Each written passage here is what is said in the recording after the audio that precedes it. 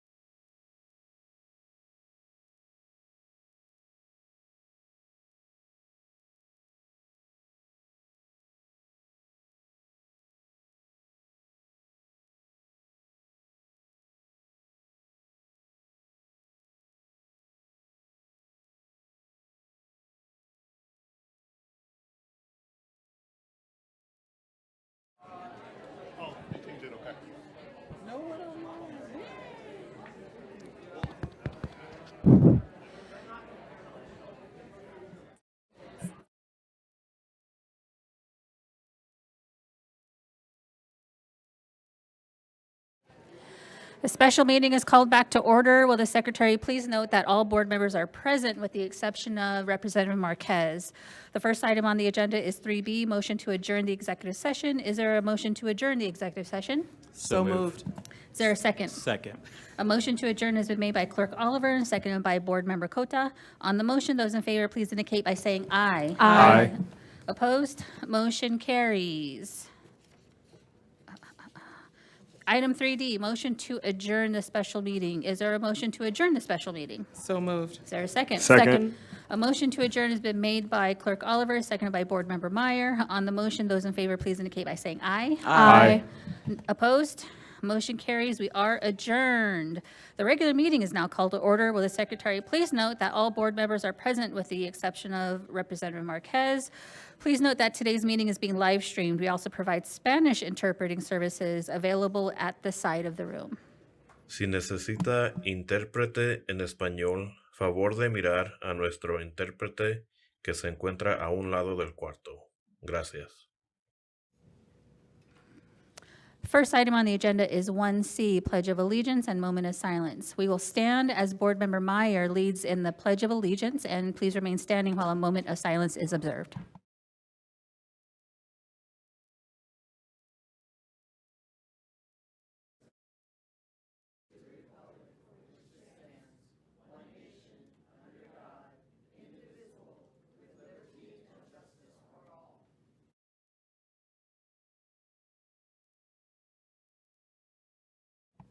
Thank you. You may be seated. Next item on the agenda is 1D, Land Acknowledgement Statement. Please remain seated as Clerk Oliver reads the PXU Land Acknowledgement Statement. Good evening. The Phoenix Union High School District is responsible for and committed to creating educational environments that prioritize the achievements of Native American students. We are committed to making their cultural identity visible by acknowledging that our school district resides upon the ancestral lands of the original caretakers, the Hohokam, ancestors of the Akam Odom, Ankh Akam Odom, Tono Atam, and the Akchen. These sovereign nations are presently known as the Gila River Indian Community, Salt River Pima, Maricopa Indian Community, Tono Atam Nation, and Akchen Indian Community. This formal acknowledgement is dedicated to the 22 sovereign nations of Arizona.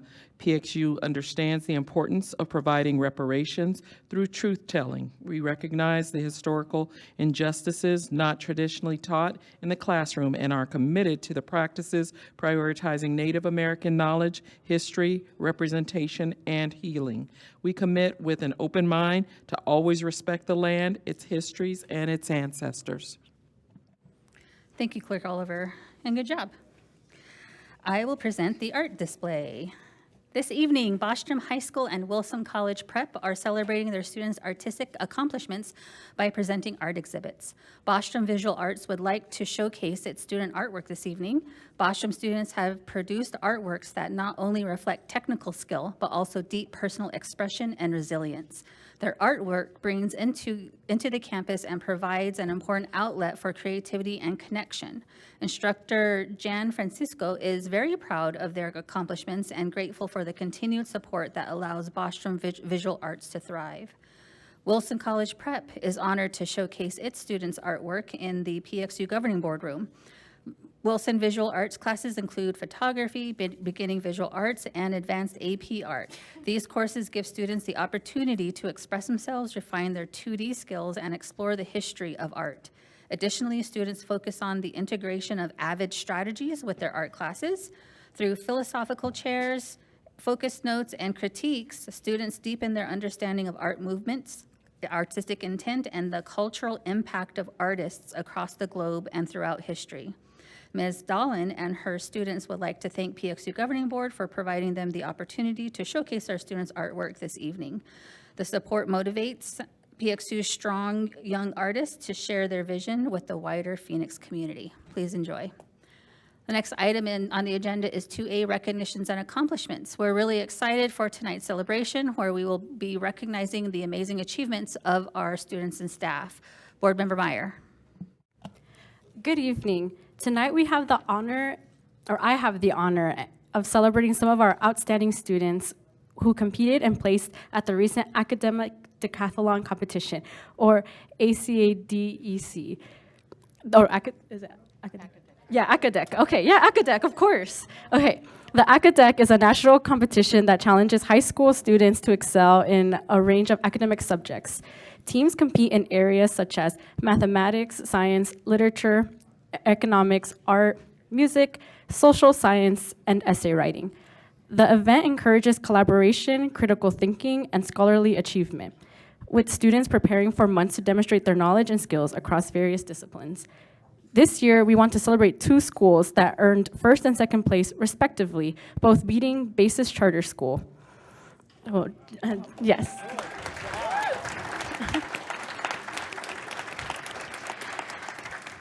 So join us as you congratulate the Acadec champions, Maryville Panthers, and under the leadership of Coach Josh Baker. So another round of applause, please.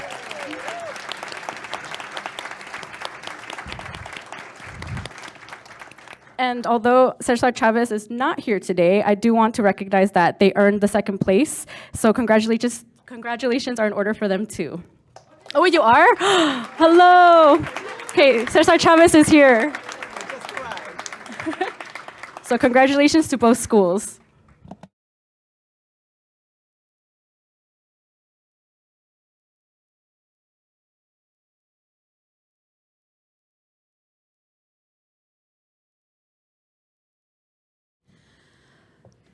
Board Member Pastor Rivera. For our second recognition this evening, we are honored to welcome and highlight the work of our incredible Student and Family Services Division. We know that food insecurity and overall economic security in our community is uncertain for so many members of the Phoenix Union family. To meet the increased need for support, in early November, this team launched a comprehensive outreach campaign, and the response was immediate and overwhelming, receiving over 320 requests for assistance from students, families, and staff. To date, 110 customized food boxes, each tailored to family size and including requested hygiene items, have been distributed. Every person who reached out received a prompt email with pickup details, and our team followed up personally to ensure no one was left behind. The team's impact didn't stop there. Through our annual Phoenix Union Turkey Drive, the team provided 65 families with a complete Thanksgiving meal to ensure that families could eat all the special foods that so many of us take for granted. Looking ahead, weekly Tuesday and Thursday distributions will continue throughout December, culminating in a major pickup event on December 18th to ensure families have enough food and essentials for winter break. The compassion, organization, and hard work shown by Cindy Trocero and her team have made a meaningful difference during challenging times. Join us in thanking and honoring the incredible members of the Student and Family Services Division under the direction of Executive Director Ms. Alyssa Tarkington and Director Ms. Cindy Trocero for all they do to support families in need of our community.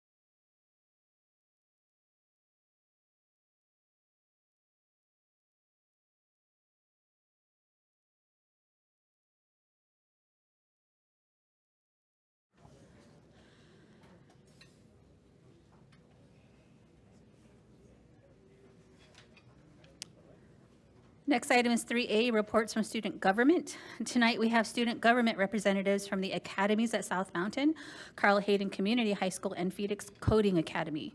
Our student government representatives this evening will highlight their schools in this order: Briseida Castro and Taylor Good from academies at South Mountain, Emily Hernandez and Johanna Moreno from Carl Hayden, and Natalie Reyes and Zoe Flores from Coding Academy. Ms. Castro and Taylor Good, will you please provide your report?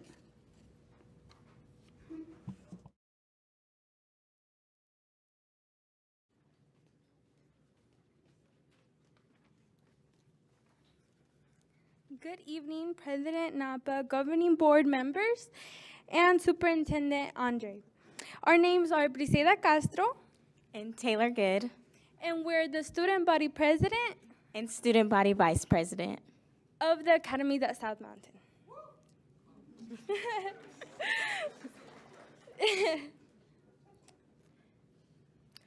The start of the 2025-2026 school year, we had our Link Crew freshman orientation and club crawl. Link Crew is an upperclassmen club to help give our freshmen and our incoming freshmen tips and tutorials on how to survive high school. And our club crawl is clubs that offer the school that we offer all the school. Okay, students, so what we've noticed is an increased participation in various student events since the beginning of the school year. Events like Spirit Weeks, assemblies, our elective fair at the beginning of the year, and clubs and sports that help create a community here at South. You could see the picture on the top left is a picture of us at Senior Sunrise, just highlighting the start of our senior year sunrise, the start. And then the two middle pictures are us at our winter assembly. We also had our fall one, just encouraging our students to support our sports and just interact. And then the bottom one is our elective fair that we had during lunch. And like she said before, we've just seen an increase in student participation. Students have wanted to become more active in our school and just participate throughout the school year. Okay. Our elective fair, we had an exciting elective fair during our lunch. This event highlighted the different electives that we offer here at our different academies. Media Arts and Design, which has dance and art, to name some, aerospace and technology, like in the name aerospace and mechanics. And finally, Public and Social Services, which has pharmacy and law. And we have so many more to offer. Our winter sports assembly we had on November 10th, and we had lots of fun games like wig snatching and stacking boxes. Students love They loved that game. And we had student performances like a band came together from our students and they just offered to play for us. And finally, our senior sunrise. We've been trying to celebrate our seniors every chance that we get, just making our senior year more exciting and to look forward to. Student success. This year we had 100 freshmen earn the Student Achievement Award. They were referred by their academy teachers for securing the bag for behavior, attendance, and grades. Other campus happenings, our Jaguar band, they were the only PXU school to attend state, and they took home 7th place. And then,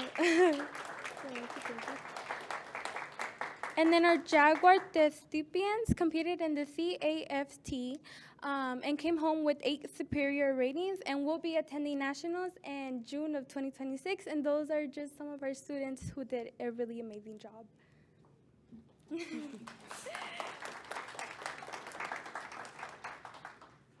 And now we have Spirit Days, when we've seen a lot of participation in Spirit Days.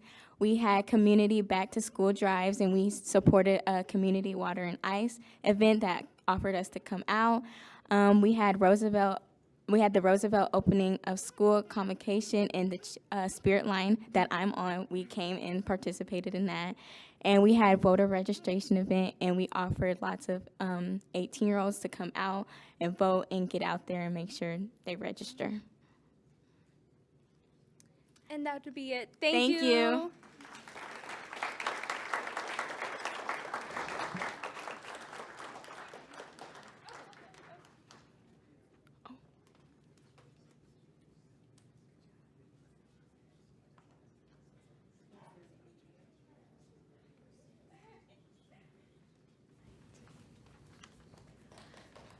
Emily and Johanna, will you please provide your report?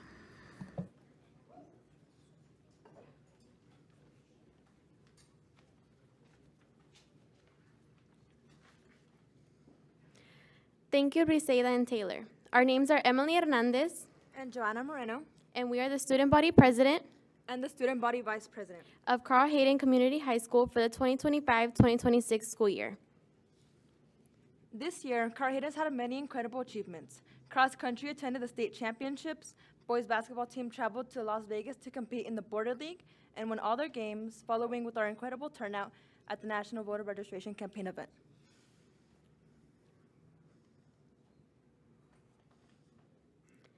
JB Sutton and Carl Hayden Literacy Partnership. This 10-week program pairs selected K-3 students from JB Sutton with student mentors from Carl Hayden. This goal is to build reading confidence, fluency, and a love of books through shared reading, conversations, and literacy games, all in a safe, welcoming environment. This fall, Carl Hayden hosted a successful blood drive with great participation from both students and staff. The strong turnout showed our students' commitment to helping others and giving back to our community. We're excited to continue this effort as we prepare for a winter blood drive on January 27th.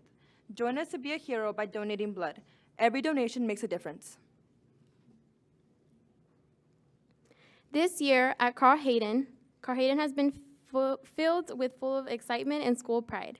We've kicked things off with the fall sports assembly, a homecoming assembly, not one, but 2 dances so far, including our very first welcome back dance. Our homecoming dance at the George Washington Carver Museum was an unforgettable night, and our student section is getting louder and larger at every game. Our school has even hosted a cooking night with the parents and our culinary teacher. School spirit is rising, and we're just getting started. Thank you.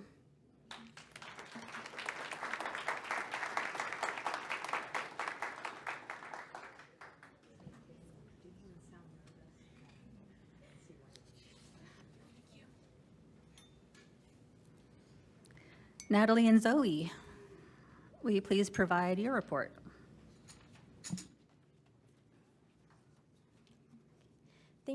Thank you, Emily and Johanna. Our names are Natalie and Lydia, and we are the student body president and recorder at Phoenix Coding Academy High School for the 2025 to 2026 school year. Unfortunately, Zoe Flores couldn't make it, so Lydia replaced her for today. This year so far has been full of celebrations and opportunities to showcase what our school does behind closed doors. We started this year with our new principal, Mr. Williams, and we are so excited to have him join us at Phoenix Coding Academy. With our new principal came new traditions and ideas. One of the new traditions was having quarterly award ceremonies. To start off the year, we hosted an assembly. This assembly included fun activities such as student and teacher games. So, for example, we had mummy rap, musical chairs, and head, shoulders, knees, and cup. We also presented awards highlighting student achievements and also presented senior scholarships.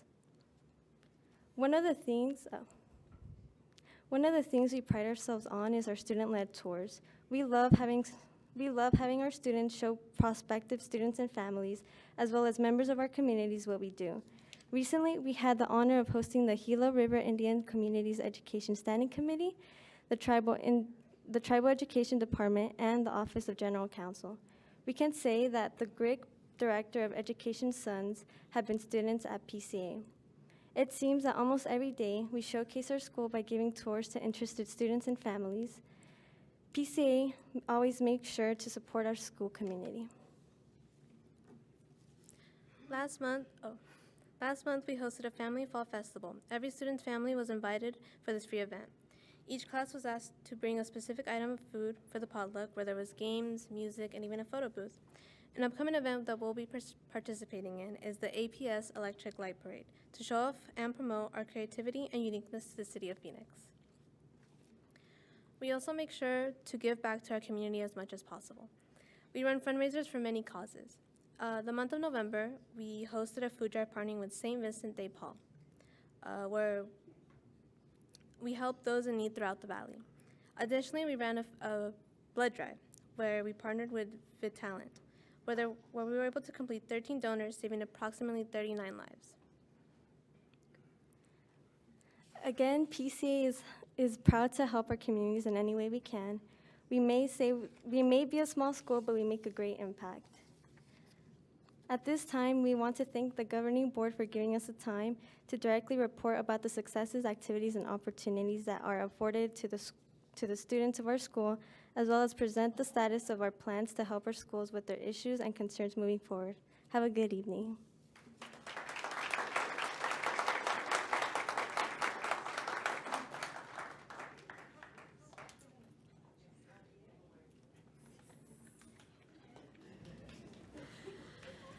Next item is 3B, reports from employee organizations. Our representatives reporting tonight are Mr. Esteban Flemons, CTA President, Ms. Anastasia Jimenez, CEA President, and Mrs. Vanessa Casillas, ADA President. Mr. Flemons. All right. Good evening, President Napa, Superintendent Andrade, governing board members, community and staff in attendance here and virtually. I'm Esteban Flemons, President of PXU and CTA. Stand before you representing our 1,000 members in PXU, and I'm proud to stand here again as an alumni and an employee. And honestly, I'm really looking forward to the upcoming break to relax with some friends and family. It's been a month. With that said, I spent a good chunk of today trying to figure out what to say to this body regarding the RIFs and positions that are on tonight's agenda. Over the last month, I have spent hours talking with my members, talking with individuals and in my employee group and in other employee groups. I've heard their pain. I've heard their frustration. I've listened to their whys and their wondering of how. I've gone and rewatched the budget committee meetings. I've been sitting at our negotiation table every Monday. I've looked at the numbers. I recognize what's going on, but ultimately it doesn't affect the human aspect of it. And that's the part that's hard right now is knowing the dollars, but also recognizing the human portion. We're gonna have people that are gonna come up and speak today in public comment that are coworkers, that are colleagues, and in a lot of cases are friends of mine. And they're frustrated and they're angry. A lot of them understand what needs to happen, but it doesn't change that it's happening to them. And how it changes their future in this district, whether it even continues in this district. So I guess I ask in your position as governing board members to be understanding. Everyone's in a tough spot. The people that have been notified, the people that had to do the notification, the people who had to look at their budget and figure out where things can be adjusted and trimmed at. No one gets out of this unscathed, and everyone's a little bit sadder at the end of this event. And I know it's because of lower enrollment. I know that's part of it. I think the other big part is that we're not funded correctly. The legislature is not giving public schools the money that they need. They're willing to siphon those dollars off to different events, to vouchers, to other pieces like that. And it puts all of us in a tough spot because we can't keep the employees that we need because the funding is not there. So yeah, I guess if there's something, it's let's really look at what do we do the next time we do elections. So, but that's just the big elephant in the room. There's not much else I want to say besides I want to go to something happier, which is my CTA props, because I need a little bit of joy in my life.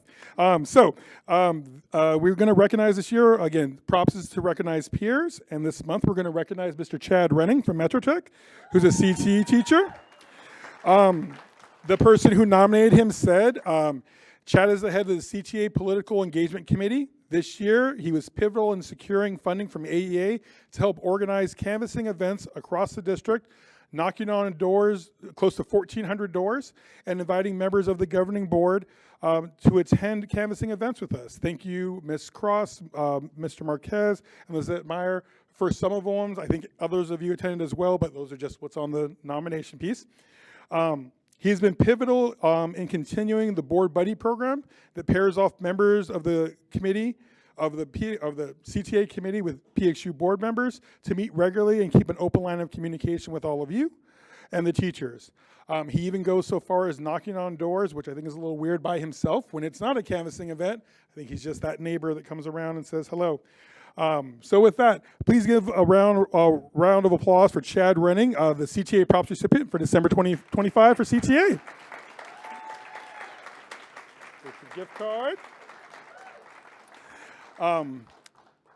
As always, I want to leave everyone here watching here in live or watching this later on recording, that there is love and support in these trying times.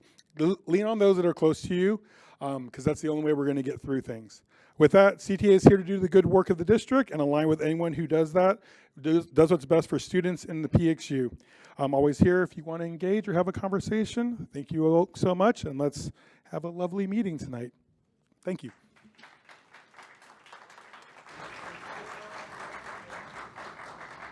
Ms. Anastasia, thank you. Jimenez.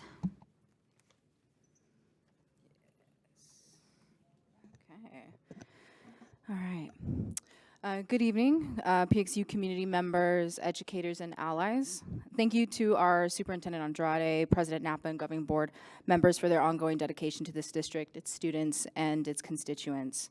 And thank you to all the public educators here today, regardless of employee group. I do believe it is essential to take a moment to recognize the ongoing efforts and work of our staff during these challenging times. Now, where to start? I've been doing a lot of reflection, trying to make sense of how we reached this point, taking in as many reactions as I can and perhaps just as many deep breaths. Many people have asked me, hey, are you okay?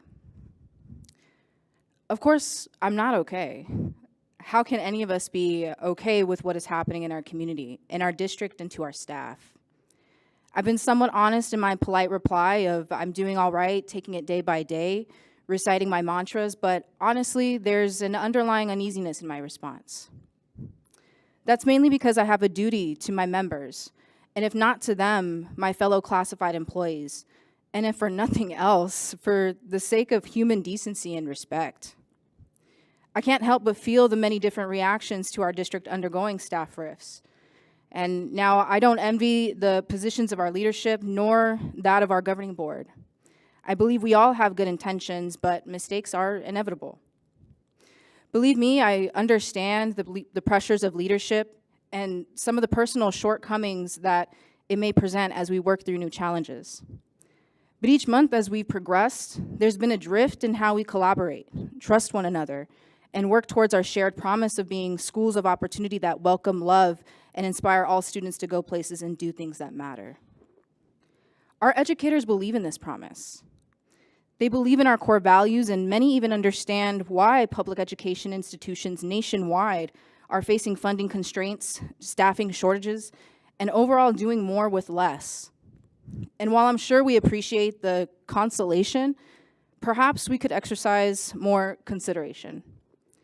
There's been public acknowledgement of some of our district's misses along with the presented timeline, and I do appreciate that, truly. However, how can we now publicly assure our staff that they can truly trust the process, especially if CEA, which represents the majority of our classified staff, is not in the room to share their voices, perspective, insights, experiences of their respective roles? How can we assure them that we are genuinely being equitable, honest, and transparent if we can't even provide specific justification for how or why certain positions have been identified? Is this who we are?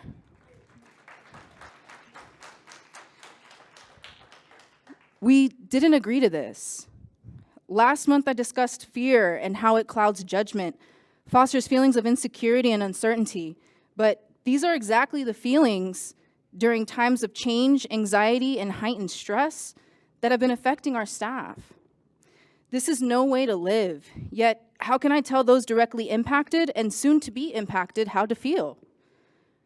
These feelings are valid and presumably justified because fear has kept strategic information from our employees when making decisions that could have been better facilitated from an ESP perspective.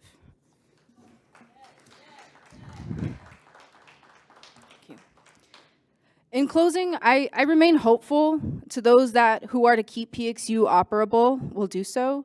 Yet I would be remiss if I didn't acknowledge that people are feeling angry, they're feeling frustrated, distraught, and even betrayed. They too matter, and I will continue to encourage all of our staff to make their voices heard, as it is their right. If this hasn't shaken some folks yet, I'm not sure what will. So stay vigilant and stay visible and in solidarity. Thank you.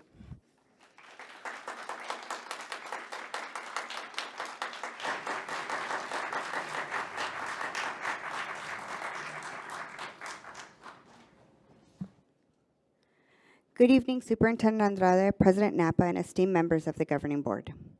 I want to begin by acknowledging that this is a very difficult time for all of Phoenix Union. Over the past few weeks, many of our colleagues, myself included, have formally received our RIF notifications. We recognize that these decisions are incredibly hard to make, and we do not take lightly the weight that they carry for you as leaders and for our district as a whole. I want to express our sincere appreciation for the decision to notify staff early rather than waiting until late spring. While receiving a RIF notification is never easy, having this information now gives us the time and dignity to look ahead, explore opportunities in surrounding districts, and begin making thoughtful decisions about our future. The early communication has allowed many of us to process, to plan, and to start finding our next steps with clarity instead of shock. We understand that the RIF process is complex, emotional, and challenging for everyone involved. Even though it brings uncertainty, the transparency and timeliness of the process have given us space to prepare and not react.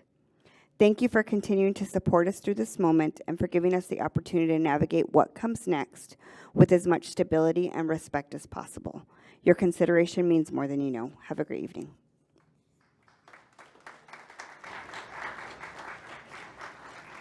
Next item on the agenda is for a call to the public. According to ARS 38-431.01H, at the conclusion of the call to the public, members of the public body may respond to criticism made by those who address the public body, may ask the staff to review a matter, or may ask that a matter be put on a future agenda. However, members may not discuss or take legal action on matters raised during an open call to the public unless the matters are properly noticed for discussion and legal action. We would like to caution members of the audience about commenting on a particular individual and thank you for not referring to any person by name. In order to avoid any concerns with interpretation services, please be aware of the following. We have a Spanish interpreter available to join you at the podium while you address the governing board. Only the PXU assigned interpreter will provide interpretation services. If you have a script on paper or on a device, we ask that you make it available for the interpreter. In order to provide accurate interpreting, we ask that you speak for approximately 2 to 3 sentences at a time and pause for interpreting. You will be given double the amount of time to address the governing board as a result. As usual, we ask that you end your comments when your official time allotment has ended. Para evitar dificultades con los servicios de intérprete, tenga en cuenta lo siguiente.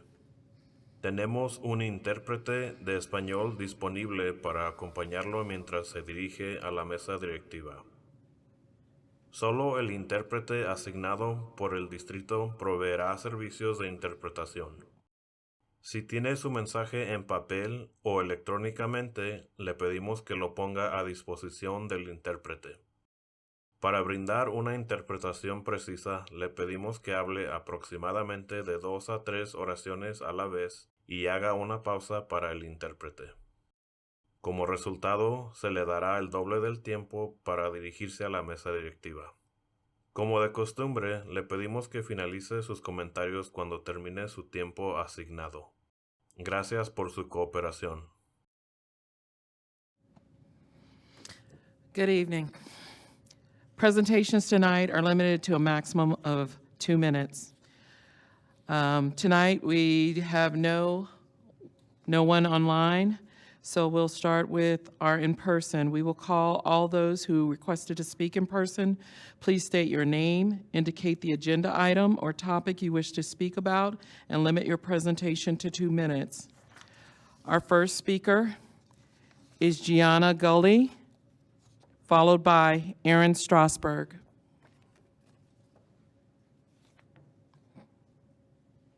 Gianna Gully.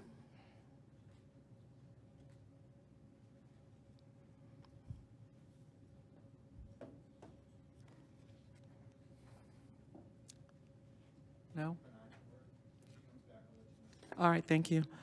Aaron Strasberg, followed by Carla Moriarty Oriana.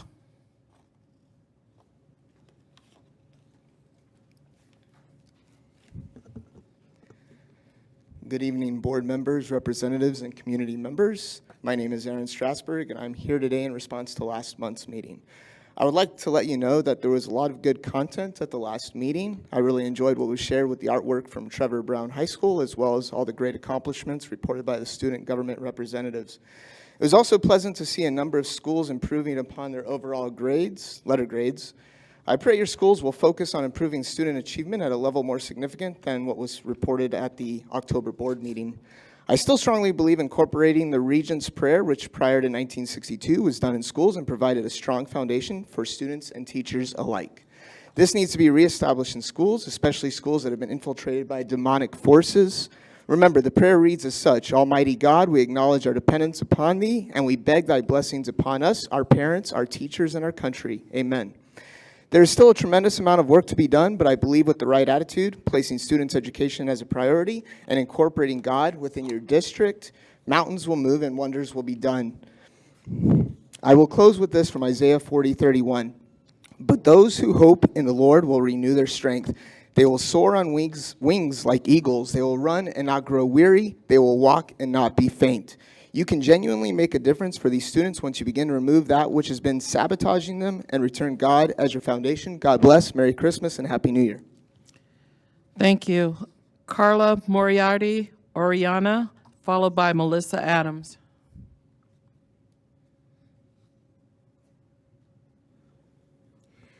Good evening, Superintendent Andrade and members of the board. My name is Carla Moriarty Orellana, and I teach theater at Trevor Brown High School. I highly urge you to please reconsider your recommendation to RIF, the VAPA Content Specialist position. He does so much for so many different departments within VAPA. Without his expertise and hard work, our district VAPA events would suffer, and opportunities for our students would be reduced. He is in charge of so many different department funds that would hinder the progress of award-winning marching band, theater, dance, choir, guitar, piano, ceramics, drawing and painting, art, and photography programs. That is 10 contents under one specialist. I urge you to please reconsider this recommendation. Thank you. Thank you. Melissa Adams, followed by Perla Rodriguez.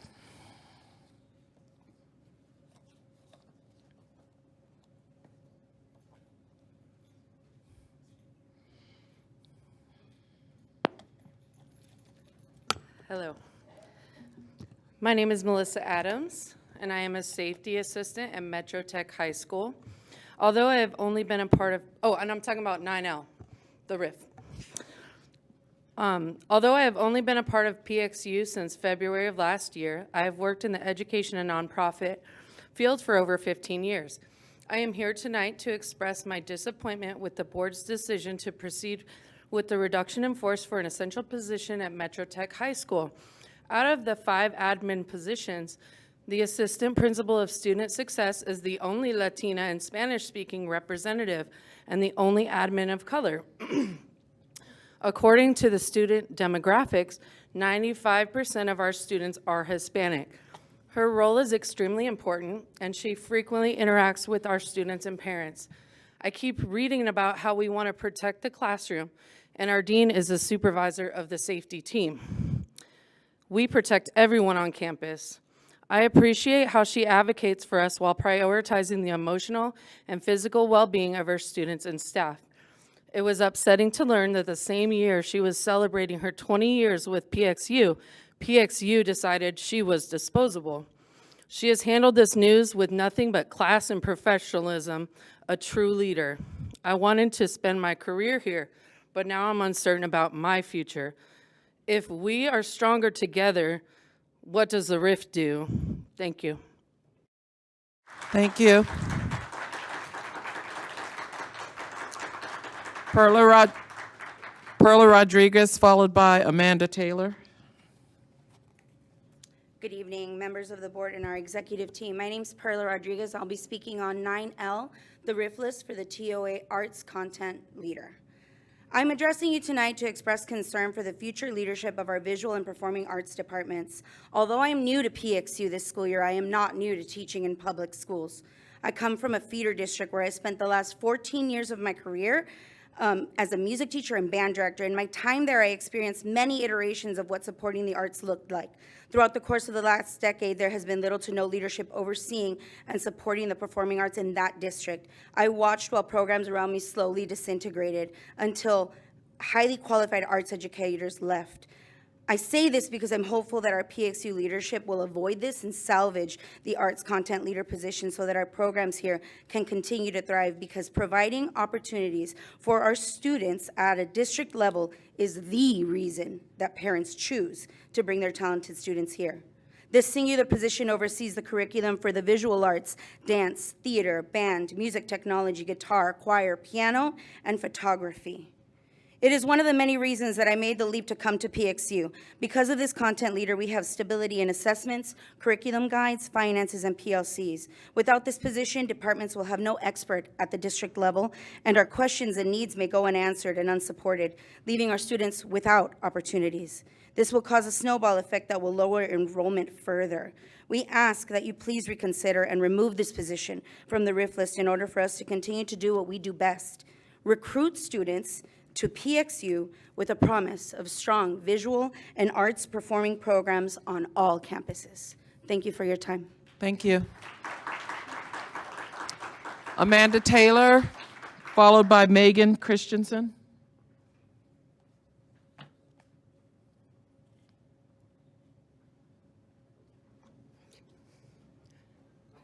Okay. Good evening, PXU Governing Board Member, President Napa, Clerk Oliver, and Superintendent Andrade. My name is Amanda Taylor.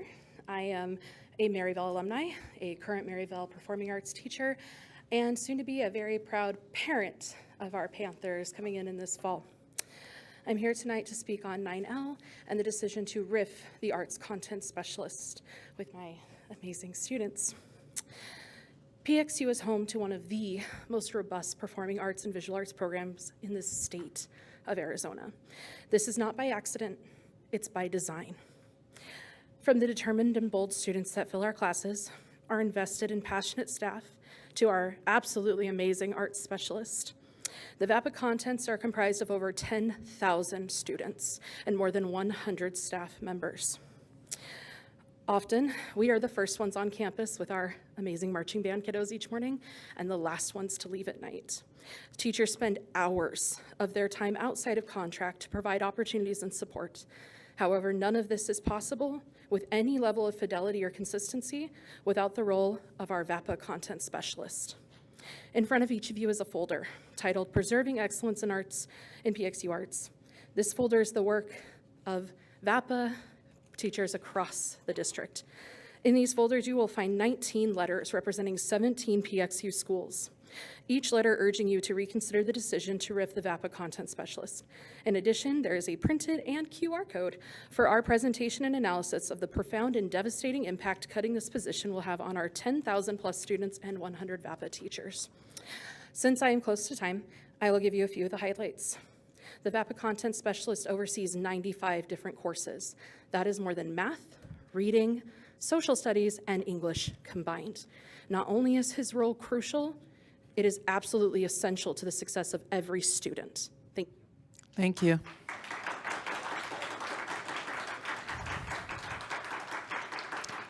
Megan Christensen, followed by Vanessa Jimenez.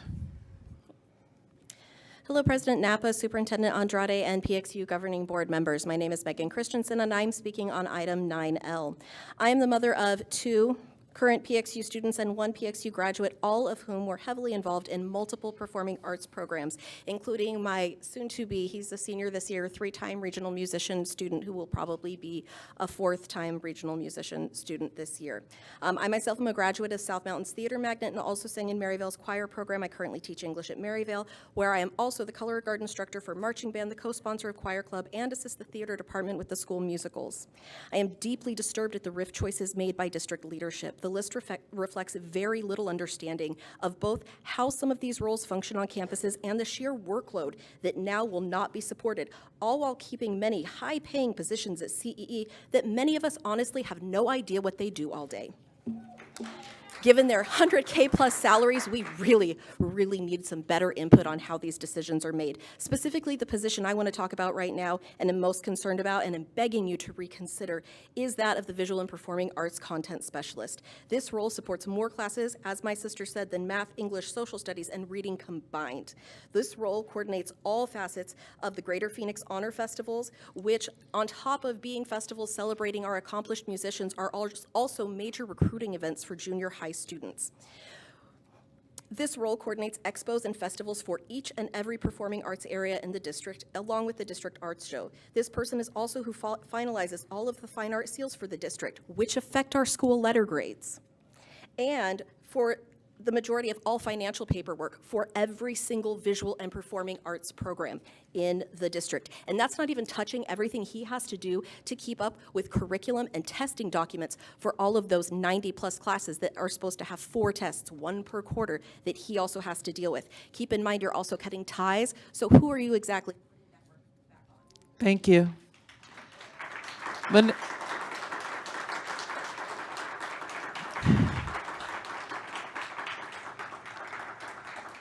Vanessa Jimenez, followed by Letice Palat. Thank you for the pronunciation there. Good evening, district leadership and governing board. My name is Vanessa Jimenez, and I'm here to address 9L. I am a retired employee of PXU, 29 years, and the past president of the Phoenix Union Classified Employees Association. I drove 60 miles to come here in person to say how disappointed I am on how this RIF has been done. In my 29 years, I did a lot of RIFs, and we worked collaboratively, even with some leadership that I didn't trust at all. I've spoken to colleagues that are friends in all of the bargaining units, and I'm hearing that it's not the same PXU from a year ago when I left. Now to this RIF list. How'd you come up with it? Like I said, I know a lot about RIF lists. I'm told it wasn't very collaborative. I'm told that the process could have been done very differently. You could have downsized in areas instead of picking and choosing who you let go. And to have the unmitigated gall to hide behind a statute to address the unspoken hit list. Let's call it what it is. And you guys know I've never minced my words in my 29 years. The statute is being used to address employees that maybe should have been disciplined, maybe should have been treated differently, and probably shouldn't have been here. Using the statute to go against that RIF list or interpret it as you need it to be interpreted to address whatever you want to address. And the finance for these positions. Did we just run out of money? Well, with the last ounces of morale, when people come back in January, I wish everyone the best, and I hope you guys stick together, because you may be next. Happy holidays. Thank you. Letice Palat, followed by Jennifer Flores. Good afternoon, good evening. To the governing board, to Superintendent Andrade, my name is Dr. Latice Palat. I am joined by fellow librarian Joanne Martin. The item is 9L, approval of recommendation for eliminating positions. I've been in part of Phoenix Union for 25 years, first as a graduate of South Mountain High School, then as an English teacher. So once a Jaguar, always a Jaguar. Currently, I am the librarian at Metro Tech High School, and I am here to speak on behalf of the media tech position. As librarians, we work closely and collaboratively with our media techs. Together, we run our libraries while the librarians are managing the collection and instructional decisions. Our media techs are on the ground floor every day, circulating books, helping students navigate our systems, providing supervision, and keeping the library running smoothly. Media techs are essential student-facing staff. They assist hundreds of students daily. I sent the board each an envelope via email of a dozen letters of student support for the media tech position from various campuses. They assist hundreds of students with technology, research tools, accessing materials, and without them, our libraries cannot maintain their current programming or remain open during all school hours. When librarians are teaching classes or fulfilling other duties, the library would need to close, thus limiting access and creating safety concerns with only one adult responsible for so many students. Students regularly approach me and tell me they talk to our media tech as much as they talk to their teachers or their counselors. That connection matters. I urge the board to reconsider the student impact of this position and consider refraining from cutting our media techs in our library. Our librarians, our students, our libraries, and our schools depend on them. Thank you. Thank you. Jennifer Flores, followed by Kayla Weston.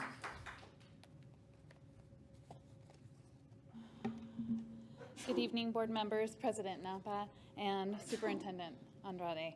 I am Jenny Flores, a math coach for PXU, speaking on 9L. I'm here to ask that you carefully evaluate the reduction in force recommendations with a clear understanding of what it takes to uphold our PXU promises of providing quality seats for all students. As written, these recommendations dismantle the professional development department, its positions, its leadership, and its essential work. Professional development has a direct and proven connection to student learning. As new challenges arise across our system, schools cannot strengthen instructional practices without dedicated support for the adults who serve students every day. This is the work of the Professional Development Department. The department's reach is system-wide, impacting every campus and every staff member, from brand new employees to our most seasoned, both in classified and certified positions. The director and department focus on developing adult practices that directly shape the conditions for learning students experience. I ask you to consider two concerns before voting. First, title funds support many initiatives, not just professional development. Has there been a transparent comparison of all title fund work, the impact it has on student learning, and how the work compares to that of the professional development department? For example, are external consultants with their high costs and limited time on campuses demonstrating stronger results than our internal PD department? Second, labeling the PD department as non-essential overlooks what truly creates a quality seat.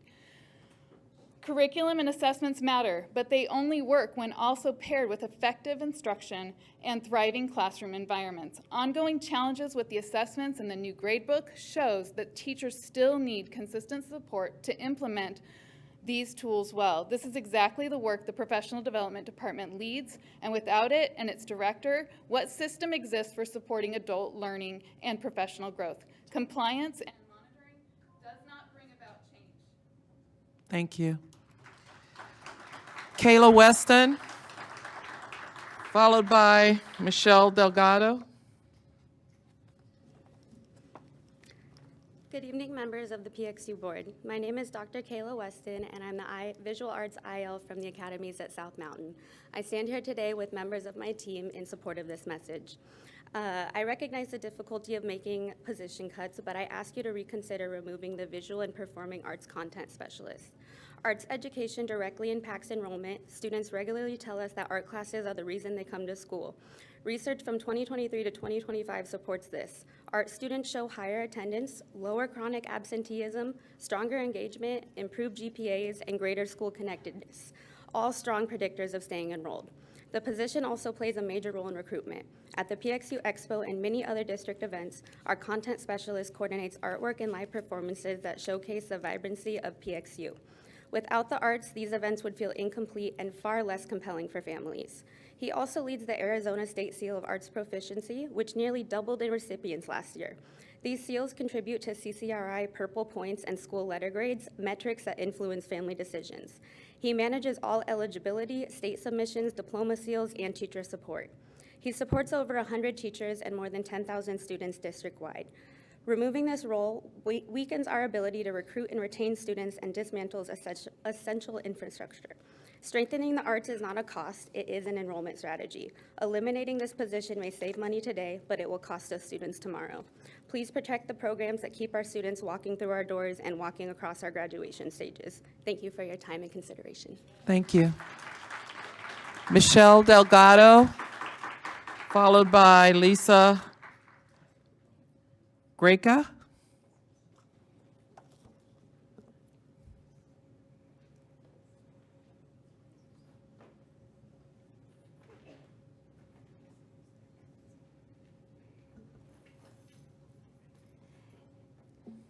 My name is Michelle Delgado, and I am addressing 9L. Good evening, President Napa, Superintendent Andrade, and distinguished board members. I urge you to vote no to the proposed RIF list. This decision will have a profound negative impact on our administrative and supportive staff, particularly our assistant principals for student success. APSs are the backbone of student safety, emergency preparedness, and rapid crisis response. This year has been a tough one for our district. The murder of a student inside the very place meant to protect him has shaken us to the core. This should serve as a reminder the critical importance of having experienced and safety-oriented administrators on campus. Their absence would leave our schools more vulnerable and less prepared to prevent and respond to such tragedies. There is another issue that we cannot ignore. Every assistant principal who has been let go comes from a minority background. Our students need role models who understand their experiences and can relate to their lives. Cutting these positions sends the wrong message about who we value and what we stand for as a community. I also want to point out that the RIF process has not been transparent. When seeking clarifications, we were met with the dismissive response, "You are an at-will employee and not guaranteed a contract." The absence of standardized evaluation process is highly concerning and undermines the integrity of the decision-making process. While claiming budget constraints and low enrollment as reasons for the RIF, the district is creating 6 new global assistant principal positions. How can we justify adding new roles while eliminating essential staff who directly support our students? This restructuring is misguided, especially since the district office has added 53 administrators in recent years. Even as schools are forced to make cuts, schools should not bear the brunt of reductions while central office is left unchecked. Please vote no on the RIF list and call for an immediate review of the process with a clear rubric that includes experience. Please commit to a restructuring process that is transparent. Let's put students first, honor staff, and keep our campus safe. Thank you. You need to. Thank you. Excuse me, ma'am. Ma'am. Lisa Greca, followed by Mandy Tutavuki. Yeah, I massacred that. Good evening, President Napa, Superintendent Andrade, governing board members and community. My name is Lisa Greca, and I'm a social worker at Franklin Police and Fire High School. I've been in the Phoenix Union District for 18 years. I am addressing the RIF notices, and my focus is on the 2 staff wellness workers and the regional social workers that were received notices. Having the 2 wellness workers be RIFed leaves an impossible task of 1 wellness specialist to support 2,700 staff members in our district. If we care about our students, we need to make staff mental health a priority. Our students will not be okay if our staff is not okay or overwhelmed. Before the wellness workers specialists were here, the campus social workers provided support and counseling to staff members, which is a dual relationship and is not ethically appropriate. But we did it because we care about our colleagues. Having the campus social workers or other staff providing support to the colleagues takes our attention away from students, which is our primary responsibility. I have done countless sessions with staff. I've even done home visits before our wellness workers were with us. So in addition, I wanted to focus on our regional social workers. One of them received a RIF notice. They are the substance abuse specialists. They help support the campus social workers, providing support and resources, assessments to our students and our families so they can be successful. So I'm hoping that you will reconsider to reinstate the 2 wellness specialists and the regional social worker. Thank you. Thank you. Mandy T., and I'm sorry, I apologize in advance for massacring your name, and Noel Frazier is next. Good evening. My name is Mandy Tui Tavuki. I'm a social worker at the Academies at South Mountain, a PXU resident and parent. I'm here to appeal to you tonight about some of the planned RIFs that have been announced in our district. I know that executives and our district as a whole have been tasked with making extremely difficult decisions. Each position and job loss impacts our students and staff in ways that make our systems more vulnerable. However, the decision to cut wellness specialists is extremely distressing. An important note of history: the wellness team was established in PXU after one of our beloved ESS facilitators died by suicide in the spring of 2021. Cecily Kuklis was an extraordinarily caring and bright person, and I had the privilege of working closely with her. On the day she took her life, I sat in her home. After paramedics removed her body, I sat with her close friend and my coworker at South who had found her that morning.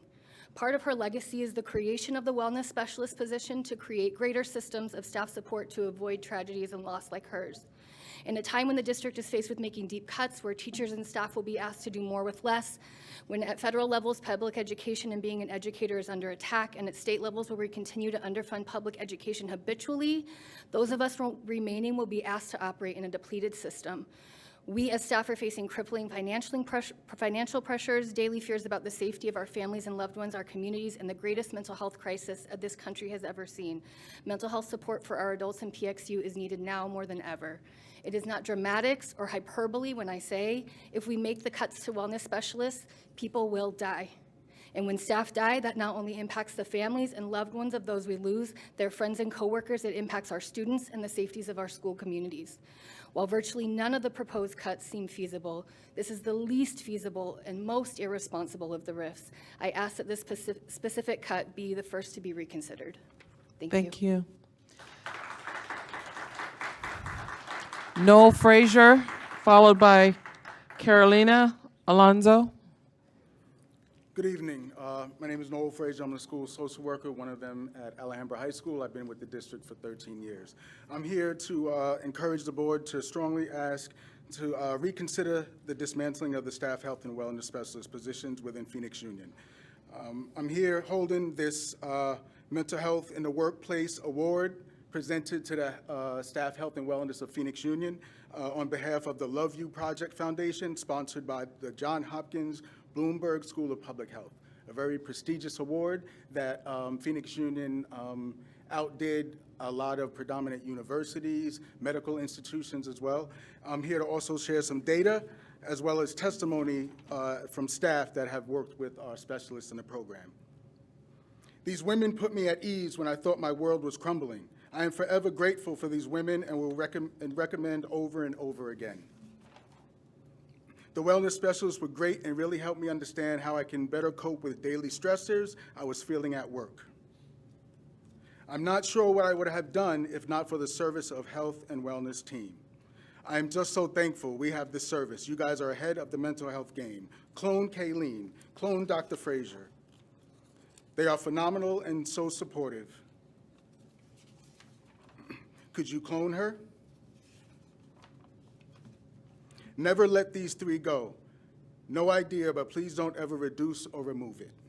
Already an amazing service, in my opinion.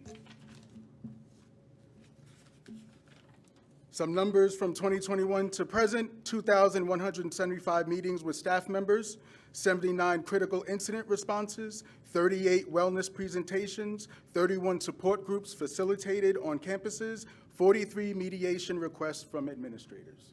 Thank you. Thank you. Carolina Alonso, followed by Dr. Erica Collins Frazier. Hi, good evening, Superintendent Andrade and members of the board. My name is Carolina Alonso. I am a Phoenix Union alumni and a social worker at Phoenix Digital Academy, and I am speaking on 9L, the RIFs. Wellness specialists are not optional in this district. They are critical. When staff are in crisis, telling them to find their own resources through EAP is not support, it's neglect. I have been in spaces with colleagues who are not just overwhelmed, but actively in danger, people who are close to harming themselves and harming others. These were moments where a wrong move or no move at all could have ended in tragedy. And I say this plainly, without our wellness team, we would have lost people and we will lose people. As a social worker, I know the toll this work takes. I know what it's like when a student crosses a line and you're left shaken, trying to hold yourself together so you can keep doing your job. In those moments, I've needed our wellness specialists just as urgently as anyone else. This is not theoretical. This is not a nice to have. This is safety. This is prevention. This is life-saving support. They are needed. Social workers are needed. And without dedicated wellness staff, we are leaving our people unprotected. Thank you. Thank you. Dr. Erica Collins-Frazier, followed by Kayleen Pescada.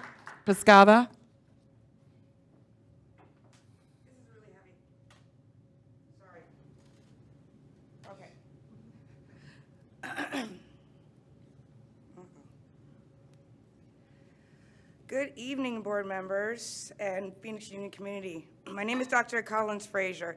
I'm one of the staff health and wellness clinicians and a part of the team that won the Mental Health in the Workplace Award given by John Hopkins and Carolyn C. Mattingly in the I Love You project. I am here because PXU Wellness Team has become a lifeline for people who have served the Phoenix Union High School District every single day. Behind every classroom, every office, every bus route, every cafeteria line, there's a human being carrying personal stress, financial pressure, health challenges, and emotional weight. The PXU Wellness Team is a place our employees can go where they feel seen, cared for, and supported across all 4 pillars of wellness: financial, physical, emotional, and social. This team has helped staff through grief, burnout, medical challenges, and moments where they didn't feel like they could keep going. We've built community, restored confidence, and given employees tools to stay healthy, not just for their jobs, but for their lives, Lives. If these positions are eliminated, it's not just a reduction in force, it's a reduction in hope, a reduction in connection, a reduction in the support that keeps our employees steady in the time where the world around them feels heavy and unsteady. Phoenix Union has always been proud to care for its people. Tonight, I'm asking you to continue that legacy. Please protect the PXU Wellness Team, because when we support the well-being of our employees, we strengthen every student, every classroom, and every part of this district. Then, and only then, are we really truly stronger together. Thank you. Thank you. Kayleen Pescada, followed by Bo Newton. Hi, I'm Kayleen Pashada. I am one of the health and wellness clinicians. I'm going to read a text message I received 2 days ago from a staff member at one of our schools, and today she gave me permission to share it. You've kept me alive. You have helped me heal. You're still helping me. I never thought after losing those I've lost and losing myself that I'd create a bond with anyone. I hope to keep you in my dark world as a light for as long as I am here. When you hear about us, the clinicians, it's usually when there's a big incident on campus. But this text message I shared, meeting quietly with people, that's the majority of our job. It doesn't get talked about, but our positions keep people alive. They keep people employed. They keep people serving our students. I have taken teachers out of school in the middle of the day and driven them downtown to get orders of protection. I've taken staff to the hospital when situations were life-threatening. At the end of the day, our staff are humans who need the same mental health care that we preach our students need. Eliminating 2/3 of the clinicians will have drastic negative impacts on the community I love and serve. The need in this district for the clinicians is too great to cut. We serve everyone: bus drivers, food workers, safety, teachers, assistant principals, admin at CE, even exec team members. Mental health impacts everyone. When we have better mental health care for our staff, we are better able to care for our students. Thank you. Bo Newton, followed by Karen Knitzer.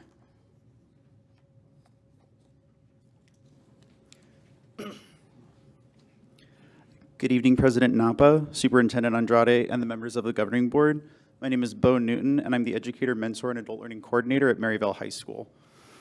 I want to speak tonight from my own experience working alongside teachers at my campus. My role gives me the privilege of sitting with educators as they reflect on their instruction, plan lessons that will challenge their students, and navigate the obstacles that come with new expectations and new technologies. I visit classrooms when teachers want feedback, and together we examine what's working and what can be strengthened. I work with colleagues who are trying to reach new instructional goals and who trust that someone will support them through the process. I'm part of a network of professionals across our district who rely on one another to deliver these supports. We share ideas, align our work, and show up for teachers when needs are identified or when new initiatives begin. This network strengthens teacher practice because it keeps adult learning connected to our priorities, collaborative in nature, and responsive to the needs of my colleagues and our students. Professional development has power. I've witnessed that power in classrooms where a teacher tries a new strategy and sees a student understand something. I've seen it in teachers who gain confidence because someone walked beside them rather than leaving them to figure things out alone. And I've felt it in the collective growth that happens when a team of educators learns together and supports one another through change. This is why I care deeply about how professional staff development and coaching is positioned in our district. It is not optional work. It is the foundation that allows teachers to grow, to adapt, and to meet the complex needs of our students. When we invest in professional development, we invest in student achievement, teacher retention, and long-term health of our school system. Tonight's board documents outline the reductions in roles that have historically supported this work, and I understand that these are difficult decisions. I'm not here to criticize, but I am here because teachers across our district depend on a strong system of support. Thank you. Thank you. Karen Knitzer. And our last speaker will be Ms. Nidra Shepherd. Hello, President Napa and members of the school board. I am Karen Knitzer, and I'm speaking on 9L. I'd like to start off by saying Phoenix Union's core values does not include communication. With that, I'd like to go back to the February 6th, 2025 board meeting, and an item on that list, on that board was a list of RIFs, but also on that board agenda, a little further down, was a estimated cost savings chart that detailed the amount of budget saved from those RIFs, and a new org chart because we riffed admin. Let's go to today's menu agenda. Item 9L, there's a new list of RIFs. I'm on that list. When you get to this item, please ask for decision criteria, the rubric, and determination process, because I guarantee no one on that list was told why their position was deemed unessential other than, oops, no money, because communication is not a core value of Phoenix Union. When you get, as part of the consent agenda, are new positions. We are adding positions on the same agenda you are cutting 164. What? And since it's on the consent agenda, I guess it's no explanations deemed necessary because communication is not a core value of Phoenix Union. Based on the precedents on the February 6th board meeting, where is the estimated cost savings for this list of RIFs? Where's the new org chart? What is the plan? There are more cuts coming. That is a promise, not a threat. Communication's not a core value of Phoenix Union. I am requesting public transparency, not private, at every step of this process. I cannot state any clearer. I do not want a private conversation, a private email, or a private meeting. Those have been offered to me. I want public transparency because communication is not a core value of Phoenix Union. Ms. Nidra Shepherd.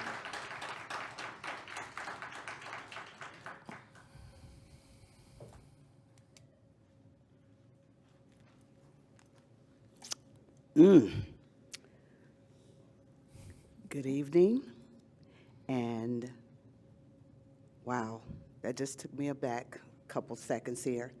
Good evening, Board President, Clerk. Oliver, board members, community, Superintendent Andrade, and my peers and coworkers. I thought about sharing and starting with James Brown. However, I am certain this will not work tonight. But I do want to thank you for acknowledging the land acknowledgements through the plaques that you gave the principals to put up at the schools last month. And that was a request from Mr. Fernando Sanchez.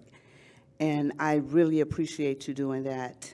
Last month, there was a lengthy conversation amongst board members, about 30 to 40 minutes, about the call to public format. Not sure how that turned out. So let me just say thank you for the opportunity now, because when I'm done, you will probably be calling me a witch spell with a B. As the numbers of positions are public knowledge, it is hard for me not to think of the lives associated with these positions, lives associated with the positions. If we are losing that many positions, where is the loss up front? You brought that building, sell that building. 2 words come to mind: restructuring and reorganization. Then 2 more words: retaliation and diversity. When I was redlined for telling the truth, I thought about your 6 pillars. Please acknowledge your 6 pillars. Be compassionate, be collaborative, be committed, be courageous, be creative, be conscious, and be caring. Ladies and gentlemen, I hope you will consider not voting for the RIF tonight. I ask that you think about that young country singer, Cody Johnson, when he said, "How do you sleep at night? You may toss and turn." Thank you. That concludes tonight's call to the public. Thank you to every speaker.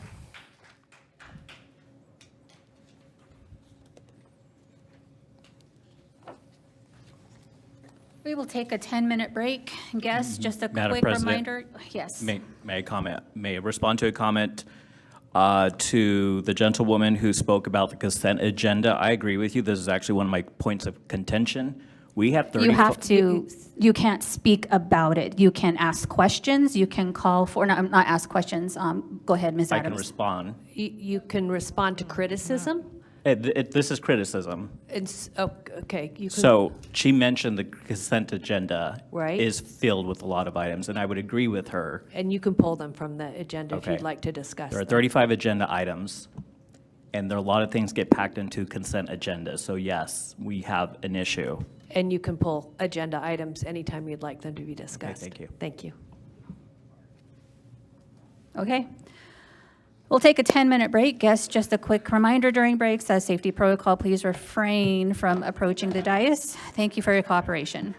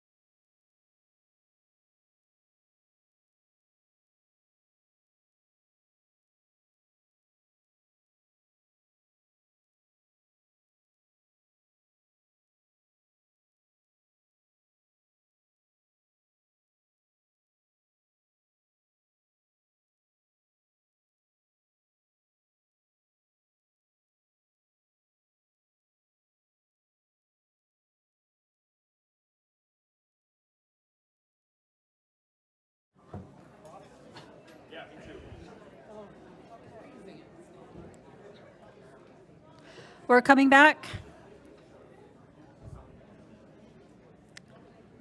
Board Member Cross. She's on her way. Okay.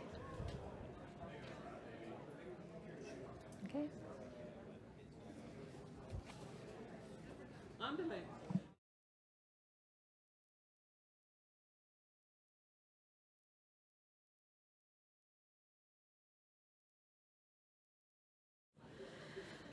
Thank you. We are coming back.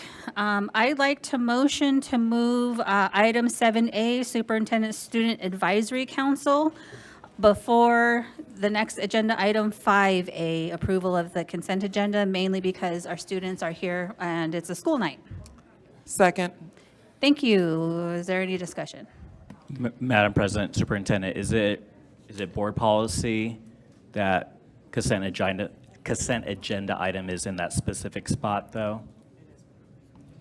It is, but you can move items by vote of the board. So if you wanted to move this one up, that's absolutely allowed. Okay, thank you. Any discussion? Any further discussion? All right.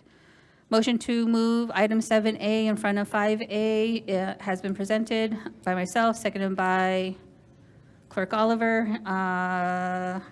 All those in favor? Aye. Opposed? All right, we are moving 7A up. Superintendent Student Advisory Council, Ms. Andrade. Thank you, President Napa, members of the board, and thank you for accommodating our students. At this time, I'd like to invite Geraldine and Davy up to the podium or the chairs, whichever you're most comfortable in. And just tell you, first off, thank you for coming and sharing your experiences. Thank you for working on the PowerPoint and for being a part of the advisory council. I have enjoyed getting to know you both, and I'm sad that you're both seniors. But with that said, this isn't about me or me talking, so this is about you. So go ahead and take it away. Hello and good afternoon. We are the Superintendent Advisory Council, and we're a very, very small portion of it. Can we please get the next slide? My name is Davy Baumgartner. I attend Camelback High School, class of 26. I'm a senior. I currently hold the position of student body president in my council, my student council. I'm in Montessori, and I'm also a varsity volleyball captain, and I manage baseball in the spring. As mentioned before, my name is Geraldine Perez Armenta. I attend Maryville, and I'm part of the Maryville Gifted and Talented program. I'm also class of 2026. I'm Gifted Club President, and I was also the Student of the Week named by AZ Central. Hopefully in the future, I get the privilege to become a judge or speak as a congresswoman on the Senate. All right. So today we're here to talk to you about a little bit of the purpose and function of our advisory council. So first of all, we come and we learn about what the governing board is and its role in the district and leadership. So we learn how to do things like read an agenda or things about different positions from finance to media to oversight of different programs. We also share student insight on district initiative and policies. Some of those we're going to talk about tonight, range from safety to cell phone policies to the RIFs that have been spoken on already. And we also are going to share thoughts on managing budget reductions amidst declining enrollment and societal challenges. So first of all, we're going to share our takeaways about the governing board's role in school district leadership. Responsibilities and decision-making authority of the governing board. The oversight. The governing board supervises the superintendents to ensure effective educational administration and smooth operations. Us as councils, we give student perspective and voice the needs of our campuses. During these meetings, we discuss a plethora of topics, some stemming from AP classes and needing more of them, voicing concerns about grading systems or curriculums, and we also help encourage educational growth and provide improvement to extracurricular activities. Policy setting. Board members establish policies that guide educational standards, resource management within the district. As members of the committee, we advise on ways to implement these policies into our campuses. For example, some of the more known ones is the cell phone policy and the advanced weapons detection systems. Leadership impact. The board's leadership influences learning environment, affects student growth, and the quality of our education.